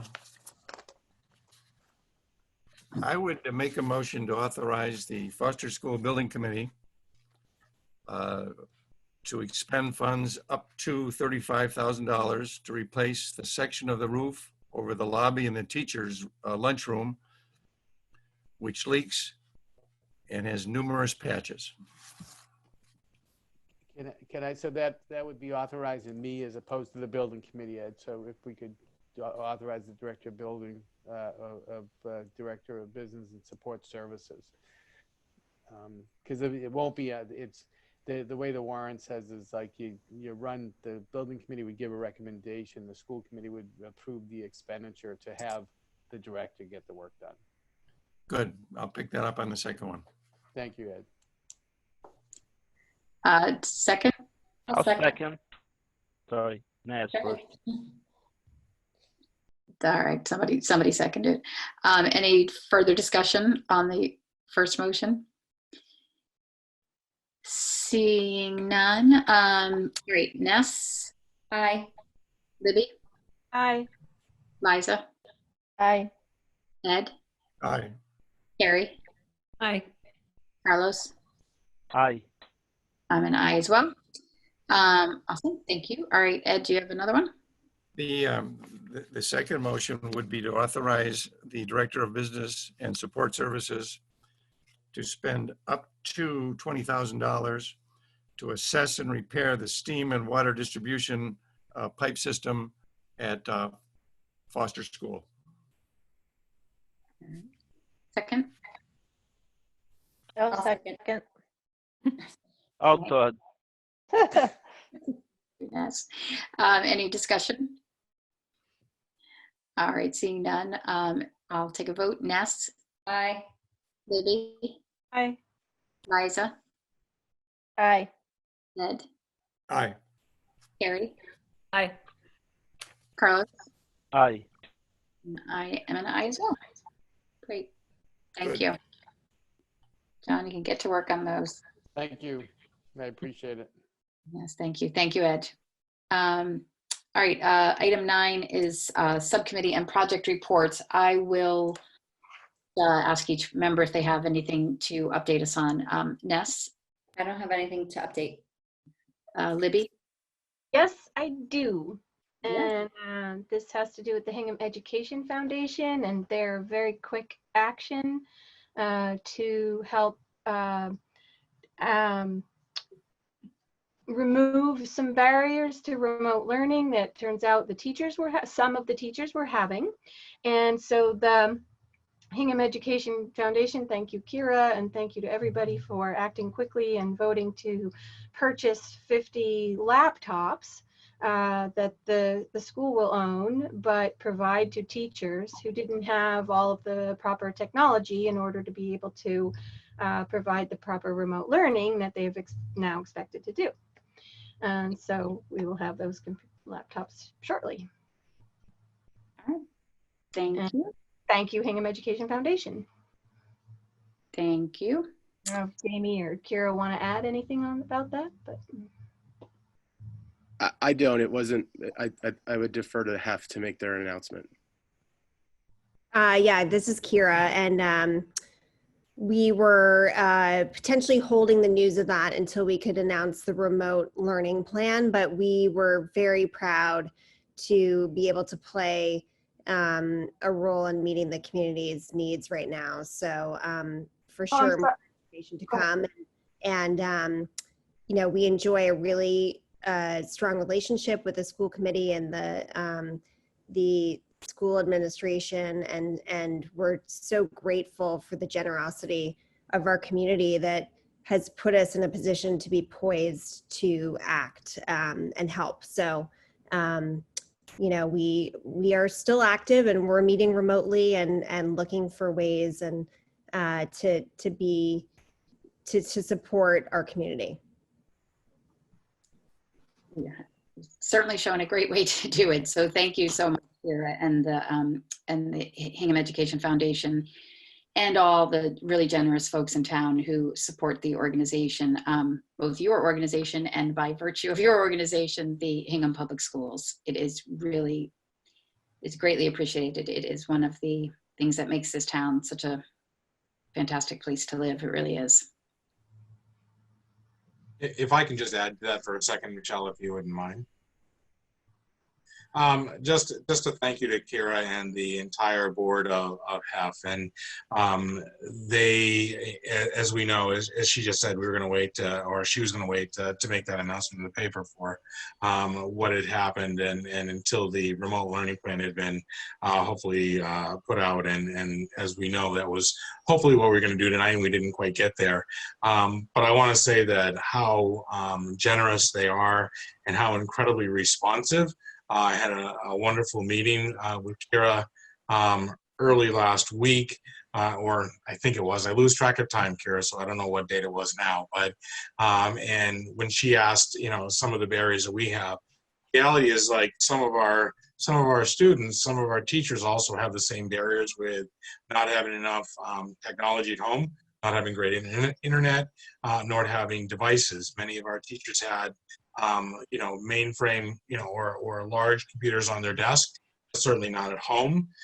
We did our very best to provide our teachers with Chromebooks, but the fact is they're just not, you know, I want to say, I'm sorry, it's late at night, but they're not really intended for lots of remote types of activities and the type of work they're doing. So I really do appreciate Kira and the HEF for stepping up into that role. I know they were chomping at the bit to help us in any way they could, and it's greatly appreciated. Well, I would just like to add that we feel it's a lucky coincidence that this donation or this funding of this grant coincided with Teacher Appreciation Week. So I echo the sentiment of every single person on the board that it was a resounding yes when, you know, we've been not pestering, but in constant communication about how we can be supportive right now. So we were happy to do it. Thank you. Thank you very much. And you're right, a very happy coincidence there. So that's wonderful. Thank you. All right. Liza, I don't think you can top that one, but you can try. Well, I have something that might talk. I just, from Foster School, I wanted to let you all know that they did not let this closure stop their talent show. They were able to find a way of videotaping the kids doing their talents and shared it in a safe, secure way to the community. And so the Foster's Talent Show lives on another year, and everyone was able to enjoy that. So, Beth, if you want to add anything to that. No, I'd just like to thank our parents. We had a great parent community who were just so supportive of it, and we really wanted to, it is such a strong part of our community, and the kids really look forward to it. And so I just feel so fortunate and thankful to our families who were able to participate, and as you said, in a safe way. And so it's certainly something that our families can enjoy this week and upcoming weeks to view. So thank you very much. Thank you. And the other thing I wanted to mention, and for salary negotiations, we have posted the meetings. We've had 4 negotiations in the past 2 weeks, and that's a process that we usually take, you know, could be 6 months or longer to get done. But I wanted to just share with you that Carlos and I were involved in this process, and we're still going, but we got a lot done. And Paul and John really stepped up to the plate with their time. It was a lot of time that, and especially, you know, with everything they have going on, it was really astounding how much we were able to get done. And it's not just the time of the meeting, but preparing for the meeting as well and in between. And it gave me an intimate view of all the challenges, especially that Paul has been going through. And I wanted to take a few minutes to let you all know how much he is working for this community. And he's only been here, he's been here for less than a year. I guess we've known him for a year, but and just if all of you have heard the bits and pieces of things that have been going on, but in the past week, he is reviewing these survey responses from teachers and parents, and there were thousands of responses, finalizing this new remote learning plan, you know, working with us on the negotiations, communicating with fellow superintendents, the state. Then the governor extended the closure to May 18th. He's thinking about the seniors and graduation, the other events, preparing for this meeting. We had a meeting last week, and this week we don't usually have back-to-back meetings. He's been talking with the town administrator because of budgets for this year and next year. He had a building committee meeting. He sat in on our policy review meetings, and he's still going with his superintendent training, we can tell, and he's responding to hundreds of emails we were on, and he got, I think, over 120 emails within a couple hours posted to his account. And daily he's sending an email to the staff, a new fun fact, day in the history, a new quote every single day to keep everyone inspired. And I'm sure that there's a lot more going on, and reading stories to his grandkids every night. So I just wanted to say thank you to Paul, since I had spent a lot of time with him the past couple of weeks myself. You know, you are our fearless leader through all of this, and we really appreciate it. And I wanted as many people as were on this, a lot dropped off, but there's still a lot on, and just thank you very much for all you've been doing. Really appreciate it. Well, thank you, Liza. I'm not often speechless, but I will say thank you, but I want to be clear too that we have amazing people that work in our office with Suzanne, with Jamie LaBillois, and all of our principals and directors and leadership team for resource teachers. And so the work that they're doing is tremendous as well. And none of this, you know, I may end up being the one at the end that says, okay, we're you know, this is what we've done, but the work that's being done underneath is phenomenal, and I want to give them all the credit and thank them. So, thank you very much. Oh, you're welcome. Yes, and I know there's so many people involved, but we're lucky we have a guiding force and or someone who's adjusting his sails. So Thank you. That's it. All right, thank you, Liza. Dr. Ed? Ed, do you have anything for tonight? Any update? No. No, okay, all right. Carrie? Policy is meeting tomorrow morning to keep going, and we're going to meet again on May 12th with Jim Hardy from MASC. Also, I had one update from Self-Share Snap. It's kind of a sad one, though. The board voted to cancel the summer program and Buddy Week this year. We just don't think it can be done safely with kids and mentors, but we are thinking of ways to support our mentors and our families and kids through the summer and try to keep the community going, and hopefully we'll come back stronger next year. So that's sad. That was sad. Yeah. All right, thank you.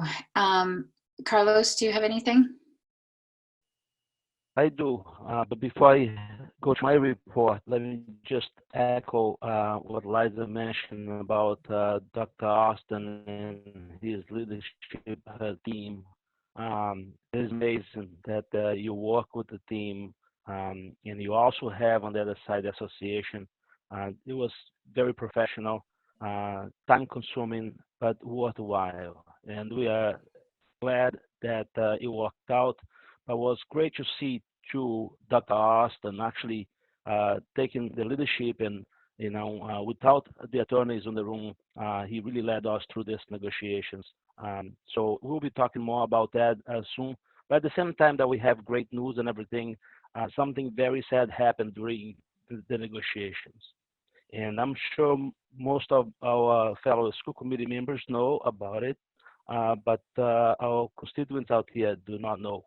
And we have already shared that personally with John.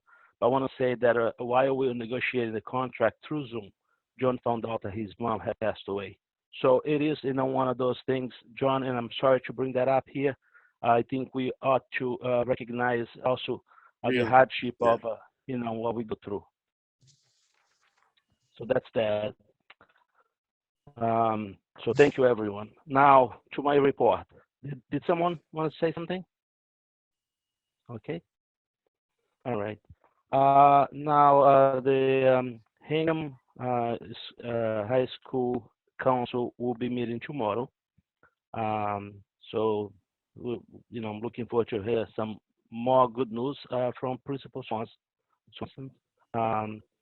Long range planning will be meeting next Monday at 7 p.m. so we can go over some of unfinished businesses, including getting a report of the capital projects that we wait to get it done with the $975,000 from last year.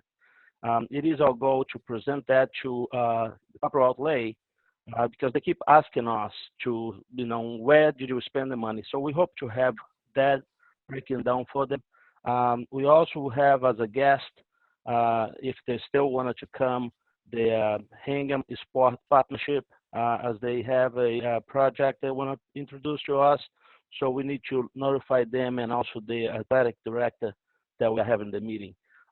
So that's pretty much that. And, thank you.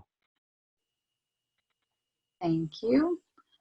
I do not have any subcommittee or project reports. I guess before we move on to adjourning to executive session, I would just like to once again thank everyone for being here tonight. It is great to see this engagement from our stakeholders, our community members, our parents.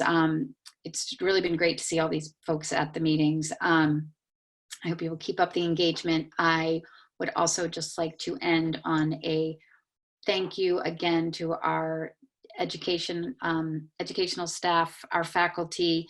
You guys are what keep the district running, and we appreciate everything you do. It is going to be a unique Teacher Appreciation Week without the usual, as I said at the beginning, without the usual PTO fetting that happens at the schools, at the buildings. But I hope you know how much you're appreciated by the community and by this committee, as well as the administration. So thank you and happy Teacher Appreciation Week to everyone. With that, I will take a motion to adjourn to executive session, not to return to open session. I'll make a motion to adjourn to executive session, not to return to open session for the purposes of approval of minutes of the executive session on April 27th, 2020, discussing matters related to the HEA Unit A collective bargaining contract and discussing matters related to the HEA Unit A collective bargaining negotiations, the public discussion of which may be detrimental to the committee's bargaining position, and to act as appropriate. Do I have a second? I'll second. Thank you. All right, this is a roll call vote. Ness? Aye. Libby? Aye. Liza? Aye. Ed? Aye. Carrie? Aye. Carlos? Aye. Sorry. Sorry, Carlos, were you in? Aye. Okay. And then, sorry, before I give my aye, I just noticed that someone has their hand raised. So George, I don't know George who, but. Hi, my name is Kirsten Moore, 120 South Pleasant Street, Hingham. I had two questions. One, I thought we were going to discuss whether there was decisions regard to grading across the schools. And from the last meeting that was going to be further discussed at this one. And there was no decision about how that was going to start. And second is, can 2.0 be revised after it has been decided upon? All right, thank you for those questions. Dr. Austin, do you want to enter? Okay. Yeah, I'll do my best. Thank you. And thank you for the question. Yeah, we had planned on discussing the grading within the 2.0, and so it didn't come out tonight that way. You did hear Mr. Swanson, and I know he's still online, that he presented a plan last week on the grading, and that's ready to go. I'm going to double check with you on that, Mr. Swanson, if that's what your intent is. I think you're still working on that, correct? And getting that out? Yes, we originally had expected that it would be included with the release of the remote learning plan. It is ready to go. So I think given the current slight delay in the release of the remote learning plan, then we'll probably get the grading proposal out in a message of its own. And it will essentially be the same message that I delivered as a proposal last week. At the school committee meeting last Monday night. Thank you. And I'll say it to the middle school and to the elementary level. That is part of the discussion in our 2.0, and we'll have that to you very soon for the grading piece. The second part of your question was, can 2.0 ever be revised? I think we've all been really clear that this has been an incredibly fluid situation that we're all dealing with, and information comes in and out regularly. While we'd all love to say that we're going to have a plan that fits the needs of everyone, our intent is to hopefully have that plan that doesn't have to be revised, and it runs through to the end of this school year. That doesn't mean that if something doesn't work well, or something's not working for families or for a staff, instead of that we don't ever revise that or don't reconsider what those changes would have to be. But hopefully that's the idea of taking the time. And again, I want to, when I think about the amount of work that the administrators and Dr. LaBille has led that team of the leadership team of directors and principals and leadership in the district, that they're really being careful of how they present that plan. And so hopefully it's a plan that works well from the gate. I appreciate all the effort that's being put into this. However, I just want people to understand, for the record, we have approximately 6 weeks left of school. So we, at this point, have no grading system and no online real resources comparative to other neighborhoods. And if we wait at least another week to 2 weeks before this is enabled, that is a sixth of the school that is left. And that at this point in time, I think that best is getting in the way of better, and that our kids need something more now. Thank you. I appreciate that feedback, and we do recognize the urgency. And I can tell you that we're not going to stop until it's done. I do hear that best does not get in the way of better, and we're going to get this out as quickly as possible. Thank you. Thank you. All right. I will make my vote for I to adjourn to executive session. And with that, we are adjourned to executive session. There is another call-in number for the committee members, and let's take a 5-minute recess, and then we'll reconvene in executive session. And again, we won't be returning to open session, so the public meeting is adjourned. Thank you so much, everyone, for participating today. Thank you.